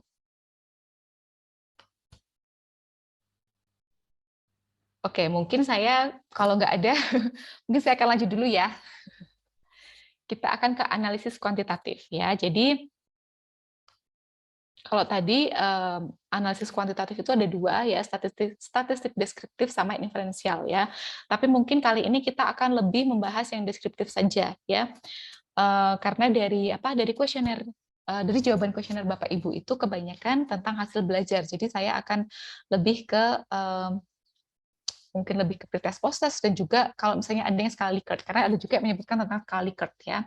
Jadi memang kalau skala Likert itu sebenarnya kan kualitatif ya, kita mendeskripsikan gitu ya, tetapi memang analisis perhitungannya itu secara kuantitatif. Makanya di sini saya memasukkannya sebagai statistik deskriptif gitu ya. Jadi statistik deskriptif itu memuat data dengan perhitungan yang sederhana ya. Jadi mungkin akan sedikit berbeda ya dengan kalau misalnya Bapak Ibu sudah pernah melaksanakan metodologinya yang eksperimen gitu. Itu di situ statistiknya main banget ya. Itu memang kebanyakan statistik ya di situ ya kalau misalnya Bapak Ibu melaksanakan eksperimen ya. Tapi kalau PTK ini akan lebih baik kalau Bapak Ibu punya data-data yang seperti tadi ya, yang bisa dideskripsikan seperti jawaban siswa, transkrip wawancara, transkrip ketika pembelajaran berlangsung, lalu jawaban siswa, lalu gambar foto aktivitasnya, itu akan lebih menarik lagi ya. Selain untuk triangulasi data juga gitu ya, selain untuk menguatkan temuan Bapak Ibu gitu ya. Oke, jadi kita akan membahas statistik yang sederhana saja ya. Nah, data ini bisa kita dapatkan dari yang pertama tes, entah itu pretest maupun post-test ya, mau itu post-test siklus 1, siklus 2 gitu ya. Dan juga kuesioner. Nah, kuesioner di sini sekali lagi bukan yang open-ended ya, tetapi lebih ke kuesioner yang Likert scale ya. Nah, di sini apa aja sih data yang bisa kelas ini nanti jadi apa aja gitu. Nah, ini bisa jadi hasil nilai pretest dan post-test siswa, bisa juga nilai minimum, nilai maksimum bisa juga, lalu rata-rata nilai siswa, lalu bisa juga persentase ketuntasan, dan juga untuk aspek pada skala Likert ya, mungkin ya, untuk variabel yang lain ya, mungkin ya selain hasil belajar, jika ada beberapa aspek Bapak Ibu bisa mendeskripsikan gitu. Katakanlah di keaktifan belajar siswa itu ada 3 aspek ya, katakanlah seperti itu. Nah, Bapak Ibu bisa membahas ketiga aspek tersebut lebih lanjut gitu, mendeskripsikan dengan lebih lanjut gitu ya. Tuh. Nah, oke, mungkin saya akan stop share dulu dan coba untuk jadi di sini kita akan mulai dari kita akan mulai dari hasil pretest dan post-test ya. Jadi di sini saya punya data, terbaca nggak ya Bapak Ibu ya? Kurang besar nggak ya? Khawatirnya kurang besar. Oke, coba saya zoom dulu ya. Jadi di sini saya ada nilai. Gimana Pak? Terbaca nggak ya? Jelas. Jelas, oke. Baik, terima kasih Pak Anjar. Ya. Jadi di sini saya punya data ya. Di sini ada 15 siswa. ada nilai pretestnya, ada post-test siklus 1, ada post-test siklus 2 gitu ya. Nah, di sini saya sudah punya nilainya aja gitu ya. Ini awalnya nilainya aja gitu. Lalu saya mencoba mencari untuk rata-ratanya gitu. Nanti saya akan membagikan dokumen ini juga ke Bapak Ibu ya. Jadi mungkin nanti bisa sebagai gambaran juga ya. Jadi saya cari rata-ratanya dulu. Oh, rata-rata di di pretest sekian gitu ya. Lalu selanjutnya untuk post-test siklus 1 gitu. Post-test siklus 1 rata-ratanya ternyata naik dari pretest ke post-test. Oke, ternyata ada peningkatan gitu ya. Lalu setelah itu mungkin karena belum sesuai dengan kriteria keberhasilan Bapak Ibu, maka Bapak Ibu mengadakan siklus yang kedua gitu. Nah, ternyata di siklus yang kedua rata-ratanya naik menjadi 68,67 katakanlah seperti itu ya. Nah, di sini juga saya cantumkan nilai minimum, nilai maksimum juga ya. Siapa tahu nanti Bapak Ibu membutuhkan juga untuk deskripsi lebih lanjut gitu ya. Dan di sini saya juga mencantumkan ada persentase ketuntasan gitu ya. Untuk pretest ya, pada pretest itu ternyata 0% ya ketuntasannya ya. Lalu selanjutnya untuk siklus pertama ketuntasannya hanya 7% ya. Jadi mungkin kalau misalnya kriteria keberhasilan Bapak Ibu ini adalah 80% atau 75% siswa tuntas gitu. Nah, berarti ini belum tuntas ya. Dari satu siklus ini belum tuntas, maka Bapak Ibu perlu mengadakan siklus selanjutnya lagi gitu ya. Nah, kebetulan di siklus kedua ini ketuntasannya mencapai 80% gitu. Nah, tapi kalau misalnya Bapak Ibu di sini masih belum tuntas, maka Bapak Ibu perlu mengadakan siklus selanjutnya lagi gitu ya. Oke. Mungkin kemarin sudah dibahas ya di pertemuan sebelumnya ya gitu. Nah, ini biasanya untuk hasil belajar itu seperti ini ya, yang data yang ditampilkan gitu. Jadi pretest siklus 1, siklus 2 rata-ratanya bagaimana? Oke, mungkin saya coba untuk desimalnya 2 tempat aja misalnya. Oke. Desimalnya 2 tempat. Oke. Jadi seperti ini ya. Jadi nilai minimumnya sekian, lalu persentase kelulusannya meningkatnya seperti sekian gitu ya. Jadi Bapak Ibu bisa menampilkan tabel ini gitu nanti ketika di diskusi hasil dan diskusi gitu. Nah, Bapak Ibu bisa menampilkan tabel ini gitu ya. Lalu silahkan istilahnya dikata-katai gitu ya. Jadi dari hasil pretest itu misalnya sekian ya. Lalu pada post-test siklus pertama mengalami peningkatan yaitu menjadi 52,33 katakanlah seperti itu. Lalu selanjutnya karena belum mencapai keberhasilan, maka diperlukan untuk siklus kedua ya. Dan di siklus kedua ini ternyata post-testnya itu persentase ketuntasannya adalah 80% itu dengan rata-rata 68,67. Nah, itu nanti mungkin Bapak Ibu bisa menganalisisnya seperti itu, mendeskripsikannya seperti itu ya. Ini untuk hasil pretest dan post-test ya, atau hasil belajar anak-anak gitu. Nah, selanjutnya kita mungkin, gimana kalau misalnya saya ingin menampilkannya jadi grafik gitu ya. Nah, menurut saya ya yang paling enak itu kalau untuk menampilkan menjadi grafik itu Bapak Ibu sudah punya tabel yang seperti ini. Jadi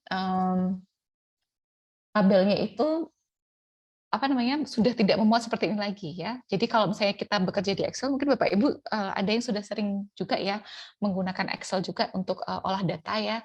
Jadi mungkin Bapak Ibu bisa menggunakan ini ya. Lalu di situ sebentar saya pindah. Oke. Nah, Bapak Ibu juga bisa memasukkan grafiknya gitu ya. Nah, seperti ini. Contohnya seperti ini. Oke. Tuh. Nah, ini bisa Bapak Ibu copy paste-kan ke Word gitu ya. Nanti kalau misalnya mau yang ditampilkan seperti ini, bisa ditampilkannya seperti ini juga bisa gitu ya. Jadi di pretest itu rata-ratanya 40-an koma gitulah ya. Lalu di siklus 1 ya, jadi naik ya, dia trennya itu naik gitu. Untuk hasil belajar itu dari pretest sampai siklus kedua itu dia trennya adalah naik gitu. Ya. Jadi mungkin Bapak Ibu bisa juga kalau mau menampilkan seperti ini juga boleh gitu ya. Oke. Mungkin sampai di sini ada yang ingin didiskusikan dulu? Oke, mungkin kalau belum kita lanjut dulu ya Bapak Ibu ya. Nanti Bapak Ibu yang mungkin sudah sering juga melakukan PTK, boleh ya nanti kita sharing juga ya. Oke, saya mungkin coba ke item kuesioner ya. Nah, ini item kuesioner ini sudah apa ya, diubah ya. Jadi mungkin kalau misalnya Bapak Ibu apa namanya, masih bentuknya pakai Google Form gitu, itu kan biasanya mungkin kalau anak-anak jawab centang yang ini gitu, kadang masih sangat setuju, sangat setuju, sangat setuju gitu kan. Nah, itu bisa Bapak Ibu codingkan ya menjadi kebilangan juga bisa gitu ya. Nah, di sini ada 7 item kuesioner ya, di mana setiap itemnya itu memuat 5 skala ya. Skala 1 yaitu sangat tidak setuju ya, dan seterusnya sampai skala yang tertinggi ada 5 yaitu sangat setuju gitu ya. Nah, di sini ada 20 responden ya. Jadi di ini saya sudah mengumpulkan ya seperti ini gitu. Nah, ini juga saya sudah apa namanya? Skornya ya. Lalu kita sebentar. Ini skornya kok belum. Jadi skornya itu sebentar, seharusnya seperti ini Bapak Ibu. Jadi 2 dikalikan 1 ditambah 3 kali 2 dan seterusnya, yaitu skor totalnya gitu ya. Mohon maaf, ini belum saya perbaiki ya yang ini ya. Oke, tapi nggak apa-apa. Kita coba ya. Oke, terus habis itu.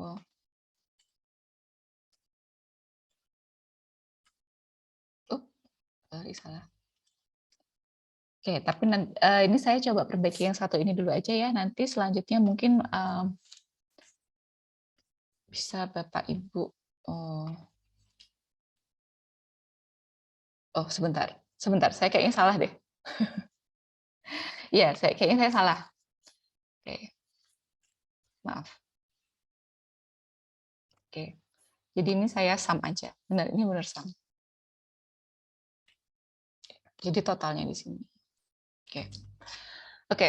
Nah, sekarang katakanlah ini ada kuesioner ini dibagikan ketika sebelum dan sesudah pembelajaran, katakanlah seperti itu ya. Nah, makanya di sini saya tulis ada pretest, pre atau sebelum diterapkan suatu metode pembelajaran dan juga ketika post ya, setelah diterapkan suatu metode pembelajaran gitu ya. Nah, itemnya ada 7, lalu responnya itu skalanya 1 2 3 4 5 ada berapa gitu ya. Nah, ini di sini sudah totalnya ada sekian ya. Nah, untuk yang post ini untuk yang pre ini saya acak ya Bapak Ibu ya. Saya nggak apa namanya, nggak ngambil dari sini. Yang ini adalah item yang post ya. Jadi yang pre ini saya acak, saya bikin sendiri. Jadi nggak saya ambil dari sini. Sedangkan kalau yang ini itemnya apa namanya, value-nya dia saya ambil dari sini semua gitu ya. Nah di sini kita sudah dapat totalannya ya. Gitu. Jadi kita mengalihkan ya. Apa namanya, untuk item yang pertama jawaban 1 itu sebanyak 5 dan seterusnya gitu ya. Nah, yang ini sudah kita olah menjadi seperti ini gitu ya. Nah, didapatlah ternyata 48 ya. Jadi skor maksimalnya itu adalah 100. Jadi persentasenya adalah 48% ya, sama gitu.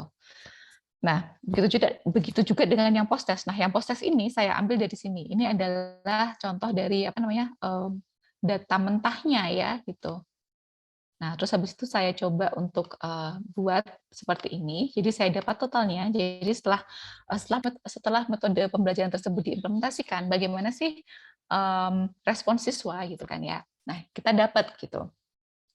Nah, ternyata rata-rata dari total ini rata-rata dari kuesioner yang di sini ya, itu dia meningkat ya. Yang pertama itu sebelum dilakukan suatu metode atau mungkin sebelumnya itu hanya 0,48 atau 48% saja. Tetapi setelah Bapak Ibu melakukan implementasi suatu metode itu meningkat jadi 68% gitu ya. Itu salah satu cara untuk apa ya? Mengolah data seperti itu gitu. Nah, terus habis itu selanjutnya mungkin kalau Bapak Ibu ingin menampilkan ini ya menjadi grafik itu seperti apa? Hampir sama ya Bapak Ibu ya seperti yang tadi gitu. Coba ini saya buat jadi persentase ya. Ini saya buat ini, tapi saya ubah jadi persentase.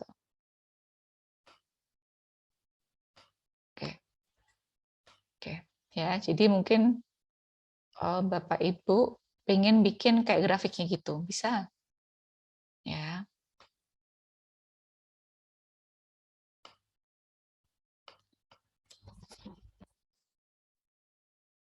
Gitu. Mungkin ini apa namanya rata-rata dari apa namanya kuesioner ya, ketika itu sebelum implementasi dan sesudah implementasi itu seperti apa sih gitu.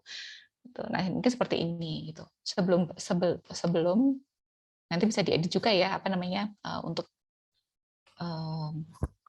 keterangannya bisa diedit ya. Jadi sebelum ada implementasi dia seperti ini. Dia mungkin di bawah 50, tetapi setelah ada implementasi dia meningkat ya di atas 60%, katakanlah seperti itu ya. Itu bisa juga Bapak Ibu tampilkan ya chart-chart seperti ini gitu. Nah, selanjutnya mungkin kalau ini ya terkadang itu ada beberapa aspek ya. Jadi kayak kemarin itu tadi saya lupa siapa itu yang membahas kalau nggak salah itu problem solving atau berpikir kritis itu ada beberapa aspek kalau nggak salah. Nah di setiap aspek itu dia itemnya ada banyak, katakanlah setiap aspek ada 5 item atau 3 item gitu kan ya. Nah kita mencoba untuk misalnya di sini ada variabelnya motivasi. Nah motivasi itu ada beberapa aspek. Katakanlah ada aspek 1, aspek 2, aspek 3, dan aspek 4 gitu ya. Nah, kebetulan setiap aspek ini dia cuma 1 itemnya gitu. Nah, nanti kalau misalnya banyak nanti Bapak Ibu bisa tambahkan lagi ya. Jadi untuk aspek yang ini ada 10 responden dan ini adalah jawaban mereka ya. Ini sudah diubah atau dikonvert menjadi bilangan ya Bapak Ibu ya, jadi angka ya. Jadi 5 itu sangat setuju dan 1 itu sangat tidak setuju ya, sudah dikonvert menjadi angka gitu. Nah, sekarang kita gimana nih mengolahnya gitu. Nah, mengolahnya hampir sama ya. Kalau di Excel kita enak ya, nggak usah ngitung kayak misalnya untuk M1 5 ada berapa ya gitu. 1 2 gitu, nggak usah perlu kayak gitu ya. Mungkin Bapak Ibu yang yang mahir Excel mungkin juga sudah paham ya bahwa kita udah tinggal langsung aja pakai count if ya. Jadi count if ini di blok, nanti habis itu dia kategorinya apa gitu. Kategorinya apakah respon 1, apakah respon 2, ataukah respon skala 5 gitu ya. Jadi bisa kita gunakan rumus di Excel ya. Nah, ini sudah jadi ya Bapak Ibu ya. Tuh. Nah, ini adalah frekuensi sebentar. Ini frekuensi pre-implementasi. Oke. Juga pre-implementasi. Jadi sebelum implementasi gitu ya. Oke. Jadi sebelum implementasi frekuensi dan presentasinya seperti ini gitu. Jadi ini dalam persen ya. Yang di sini dalam persen ya. Ini sebenarnya sama dari sini. Saya hanya copy paste aja tabelnya, terus saya jadikan percentage aja. Udah gitu aja sih. Terus habis itu gimana dengan yang post test? Kalau post test gimana gitu kan? Nah yang post test juga sama seperti ini ya. Nah sekarang kita pengen membandingkan nih frekuensi sebelum implementasi dengan persentase sebelum implementasi dengan persentase setelah implementasi gitu ya. Untuk setiap aspek itu gimana ya gitu. Itu bisa juga Bapak Ibu lakukan ya gitu. Misalnya saya ingin implementasi seperti ini gitu ya. Kita akan coba dulu.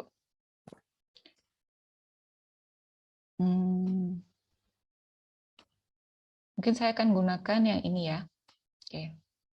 Nah, misalnya Bapak Ibu selain pengen kalau tabel gini kan kayak banyak banget angka gitu ya. Nah, mungkin Bapak Ibu juga bisa membuatnya jadi tabel seperti ini. Ya. Jadi di sini ada respon sebentar. Kalau yang ini ternyata M1 M2-nya yang di sini ya. Oke. M1 M2-nya malah jadi yang di sini gitu ya. Untuk frekuensinya apa namanya, kurang ini ya, kurang apa namanya, kurang, atau kalau enggak nanti bisa dibalik gitu ya, gitu Bapak Ibu. Jadi kurang lebih seperti itu untuk apa namanya, untuk kalau misalnya Bapak Ibu punya beberapa aspek yang ingin ditonjolkan gitu ya. Oke. Gitu. Jadi misalnya untuk aspek motivasi 1 gitu, yang paling dominan itu adalah 4 gitu ya. Apa namanya, respon 4 gitu. Itu juga bisa gitu ya. Jadi seperti itu menganalisis datanya. Mungkin sampai sini ada yang ingin didiskusikan dulu Bapak Ibu?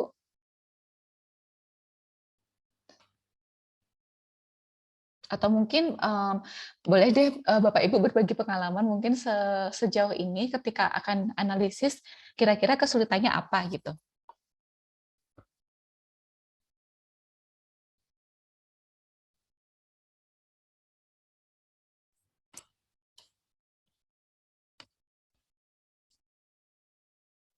Soalnya sebenarnya sebelumnya saya sudah meminta tolong Pak Unco ya untuk membagikan kuesioner. Jadi salah satu pertanyaannya adalah kendala apa saja yang Bapak Ibu temui ketika akan melakukan analisis data gitu. Nah, karena memang apa namanya, kebanyakan jawabnya tidak ada atau strip gitu. Nah, makanya juga saya bingung ketika mau apa namanya, mau membawakan materi gitu, kira-kira apa ya sebaiknya, nah makanya mumpung Bapak Ibu ada di sini, itu mungkin akan lebih enak kalau kita diskusi langsung gitu. Mungkin saya aja yang hadir, mumpung Ya, tidak ada yang bertanya. ya silakan Mbak Walaupun Naisha. harusnya biasanya MC terakhiran. Jadi Kak, waktu saya tugas akhir nih, kebetulan tugas akhir saya kualitatif tulen gitu ya, kualitatif tulen, dan tadi agak kaget ketika bisa ternyata pengkategorian itu setelah datanya ada gitu. Dan itu memang terjawab sih, karena 2 kali saya melakukan penelitian kualitatif, itu saya bikin coding dulu. Jadi saya kode, misalnya kebetulan kemarin itu tentang kemampuan abstraksi matematis, itu saya kode kira-kira ciri-ciri anak bisa melakukan kemampuan itu apa, indikatornya ada 5. Kemudian indikator 1 itu ada 5 kata atau 5 aktivitas yang menunjukkan itu. Akhirnya saya kode 2, 1, 1 gitu ya, semua saya kode. Nah, ketika penelitian dapat data, ternyata ada nih data-data yang di luar kode itu gitu, di luar kategori itu. Nah, mau diapain nih gitu kan. Jadi bingung, tapi pada akhirnya itu dijadikan pembahasan sih. Pada akhirnya mungkin itu jadi kebaruan ya, walaupun ketika menganalisa saya agak ngeblank, mau diapain ya ini data-data pencilan ini gitu. Jadi ketika tahu bahwa ternyata coding itu bisa di akhir ketika kita dapat data, mungkin itu akan saya coba sih suatu hari nanti, mungkin akan saya coba ambil data dulu, baru saya coding. Kemudian saya jadi sadar kalau kita mengcoding terlebih dahulu, seolah-olah kita tuh jadi sudah punya target loh ya. Ini akan muncul, ini pasti muncul, ini pasti muncul gitu. Padahal bisa jadi hasil yang ada di lapangan jauh di luar itu gitu. Jadi mungkin kalau data dulu baru di coding, kayak kita mindset-nya jadi kosong gitu loh. Jadi terbuka pada semua kemungkinan. Mungkin itu sih. Jadi ya terima kasih pada Ibu Tias. Saya jadi tahu apa yang ingin saya lakukan kalau saya penelitian lagi kualitatif nantinya gitu. Tapi kalau soal kuantitatif, karena belum pernah mendalam tentang kuantitatif, jadi ya belum ada bayangan. Gitu sih mungkin. Baik, terima kasih banyak Mbak Naisha. Ini menarik ya, malah sebelum ambil data sudah coding duluan gitu. Karena memang kalau biasanya yang kami lakukan itu memang bisa kita melakukan coding sebelum melakukan pengambilan data, tetapi memang kita melihat ke baik bisa dari indikator gitu ya, terus atau mungkin dari relevant studies gitu. Tetapi juga tidak menutup kemungkinan nanti akan ada kategori yang lain gitu. Karena tadi seperti apa yang diungkapkan oleh Mbak Naisha, ternyata kok muncul ya keywords yang lain yang mungkin belum masuk di kategori tersebut gitu. Ya itu bisa terjadi gitu. Tapi nggak apa-apa gitu. Apalagi kalau mungkin Mbak Naisha melakukan penelitian itu dia berkelanjutan gitu.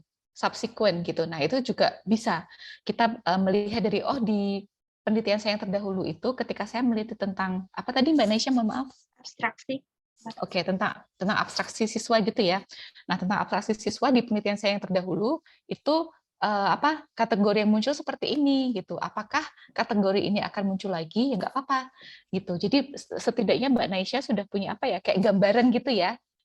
Tapi tidak menutup kemungkinan nanti mungkin coding itu malah ada kategori atau mungkin ada tema yang belum masuk gitu. Mungkin di apa namanya di studi selanjutnya gitu. Tapi nggak apa-apa gitu. Itu dan yang biasa kita lakukan juga kalau misalnya pengkodean tersebut biasanya kita melibatkan lebih dari satu peneliti gitu. Kalau satu peneliti itu kan kita kayak subjektif banget ya jadinya ya gitu. Iya. Cenderung bias itu terkadang. Betul, iya. Jadi untuk menghindari bias kalau bisa yaitu tadi pakai iterator. Jadi lebih dari satu peneliti untuk mengkodingkan gitu. Jadi biasanya kita bekerja sendiri-sendiri dulu. Jadi datanya data mentah gitu. Iya betul, nggih. Jadi kita benar-benar data yang masih mentah tadi, nanti baru kita kayak bikin kode sendiri-sendiri dulu, lalu kita diskusi, saya dapatnya ini, kamu dapatnya apa gitu. Terus kita diskusi lagi biasanya Mbak gitu. Itu yang biasanya kita lakukan sih seperti itu gitu. Nggih. Terima kasih sekali Mbak Naisha sudah berbagi. Terima kasih sekali. Monggo Bapak Ibu, apakah ada yang ingin ditanyakan terkait materi ini? Kebetulan ini materinya Bu Tias langsung dipraktikkan oleh Bu Tias, yaitu tentang mengkategorikan. Jadi pengolahan datanya sudah dikategorikan dari awal, kuantitatif dan kualitatif. Kuantitatifnya dikategorikan 2 lagi, kualitatif 2 lagi. Jadi ini teori langsung praktek gitu ya. Ini langsung terlihat. Iya, jujur aja Mbak Naisha, saya juga agak karena saya itu karena mungkin saya membandingkannya itu antara PTK PTK yang sering dilakukan di dalam negeri itu biasanya kayak mengacu pada skripsi gitu yang sering saya temui. Iya, gitu. Jadi kebanyakan itu kayak mengolah yang kualitatif gitu. Jadi kualitatif banget gitu. Kuantitatif banget gitu loh. Jadi makanya ketika saya membandingkan dengan PTK yang di luar negeri itu cenderung berbeda, iya, mereka kualitatif sekali gitu. Jadi temuan di kelas, transkrip dari video, dari wawancara, lalu habis itu juga strategi siswa yang berbeda-beda itu tadi, itu sangat mereka highlight gitu. Jadi ya hal-hal uniknya di luar dari hasil belajar atau di luar dari rumusan masalahnya yang justru mereka bahas lebih banyak. Iya betul. Jadi katakanlah tadi ini ya katakanlah motivasi belajar, lalu ada 4 aspek katakanlah seperti itu. Nah sebentar aja jangan motivasi ya, kalau motivasi agak susah ya. Ini aja berpikir kritis katakanlah kayak gitu. Mathematical thinking-nya seperti apa gitu kan ya. Mungkin mathematical thinking itu ada beberapa indikator gitu ya. Dia bisa katakanlah bisa membuat representasi, dia itu bisa menggunakan beberapa strategi katakanlah seperti itu. Nah, itu biasanya bisa ditelusuri di percakapan anak-anak gitu. Nah, ketika aspek-aspek itu muncul gitu ya, dan ternyata memang secara statistik dia itu mathematical thinking-nya tinggi katakanlah gitu atau meningkat, itu sebaiknya kita bisa gunakan temuan kita di kelas ya, baik itu percakapan antar siswa atau mungkin wawancara kita dengan siswa, kan kadang kita sebagai guru itu kan menanya ya. Nah, kalau itu ada rekamannya gitu, itu akan lebih baik gitu. Karena itu akan menunjang data-data kita gitu. Akan menunjang hasilnya gitu. Jadi tidak hanya dapat kesimpulan, oh ini meningkat, tapi kita jadi tahu apa sih yang membuat ini meningkat.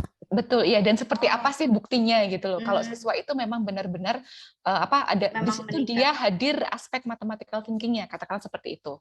Nah, itu yang yang saya temui perbedaan antara PTK di dalam dan PTK yang di luar negeri itu, makanya saya agak jujur aja saya agak bingung untuk membawakan PTK ini karena PTK yang sering saya temui itu tadi mereka lebih cenderung membahas secara kualitatif gitu. Sedangkan kalau yang di Indonesia itu dia kayak benar-benar bahasnya itu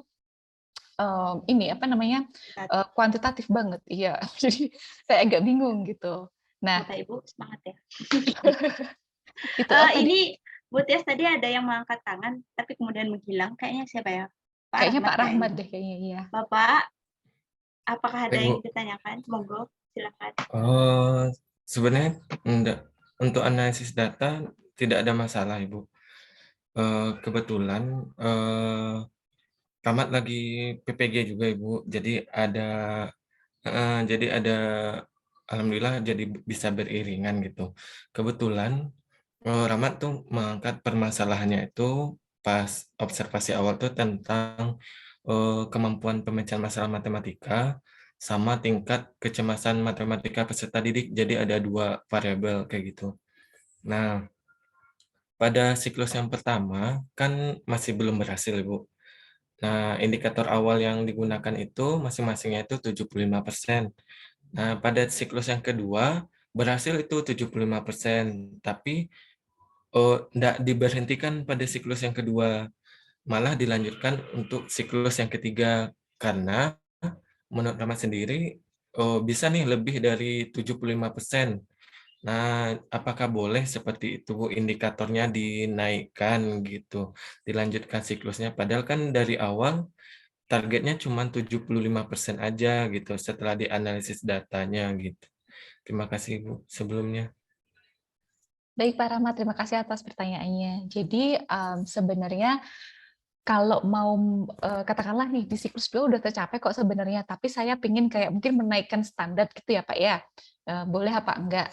Nah, ini boleh-boleh aja, kalau boleh apa enggaknya boleh-boleh aja, tetapi sekali lagi yang namanya penelitian itu kan membutuhkan waktu yang banyak ya, gitu. Nah, ini dikembalikan lagi ke Bapak Ibu. Kalau memang sudah tercapai di siklus kedua, menurut saya sudah nggak apa-apa. Tetapi kalau misalnya Bapak Ibu masih punya banyak waktu untuk melanjutkan, ya nggak apa-apa, ditingkatkan lagi. Untuk apa kriteria keberhasilannya juga bisa gitu. Cuma sekali lagi, yang namanya penelitian itu kan membutuhkan banyak waktu, ya. Jadi mungkin bisa difikirkan lagi gitu. Itu Sudah sih Pak selesai Rahmat. juga soalnya Bu. Oh, udah Udah, selesai. udah. Oh, udah meningkat dan udah selesai berarti gitu ya? Oh ya Hmm. sudah, alhamdulillah nggak apa-apa Pak. Jadi kalau misalnya berarti nanti di akhir yang digunakan adalah kriteria yang terbaru, paling baru ya. Itu bisa kayak gitu. Ya ke Pak Rahmat. Kayaknya ini ada something yang belum ketahuan gitu kali ya. Kadang kan kalau sebenarnya kalau saya meneliti itu saya begini, apa ya yang terlewat? Mungkin seperti itu bisa dicoba di penelitian berikutnya ya Pak Rahmat. Bapak Ibu, apakah Indonesia. ada yang ingin ditanyakan lagi? Atau sudah cukup jelas? Kalau saya sih cukup jelas ya, tapi Bapak Ibu kan yang mengalami sendiri, yang melaksanakan PTK-nya 5 minggu kemarin, jadi mungkin banyak unek-uneknya.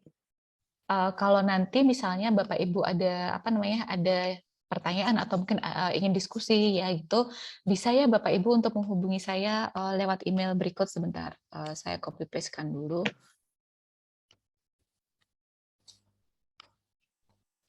Jadi silahkan Bapak Ibu untuk apa namanya kirim email ke email saya boleh kok. Saya terbuka untuk diskusi. Jadi mungkin di kesempatan kali ini saya belum bisa jawab. Mungkin nanti saya di kesempatan lain mungkin bisa saya jawab lewat email mungkin gitu nggak apa-apa.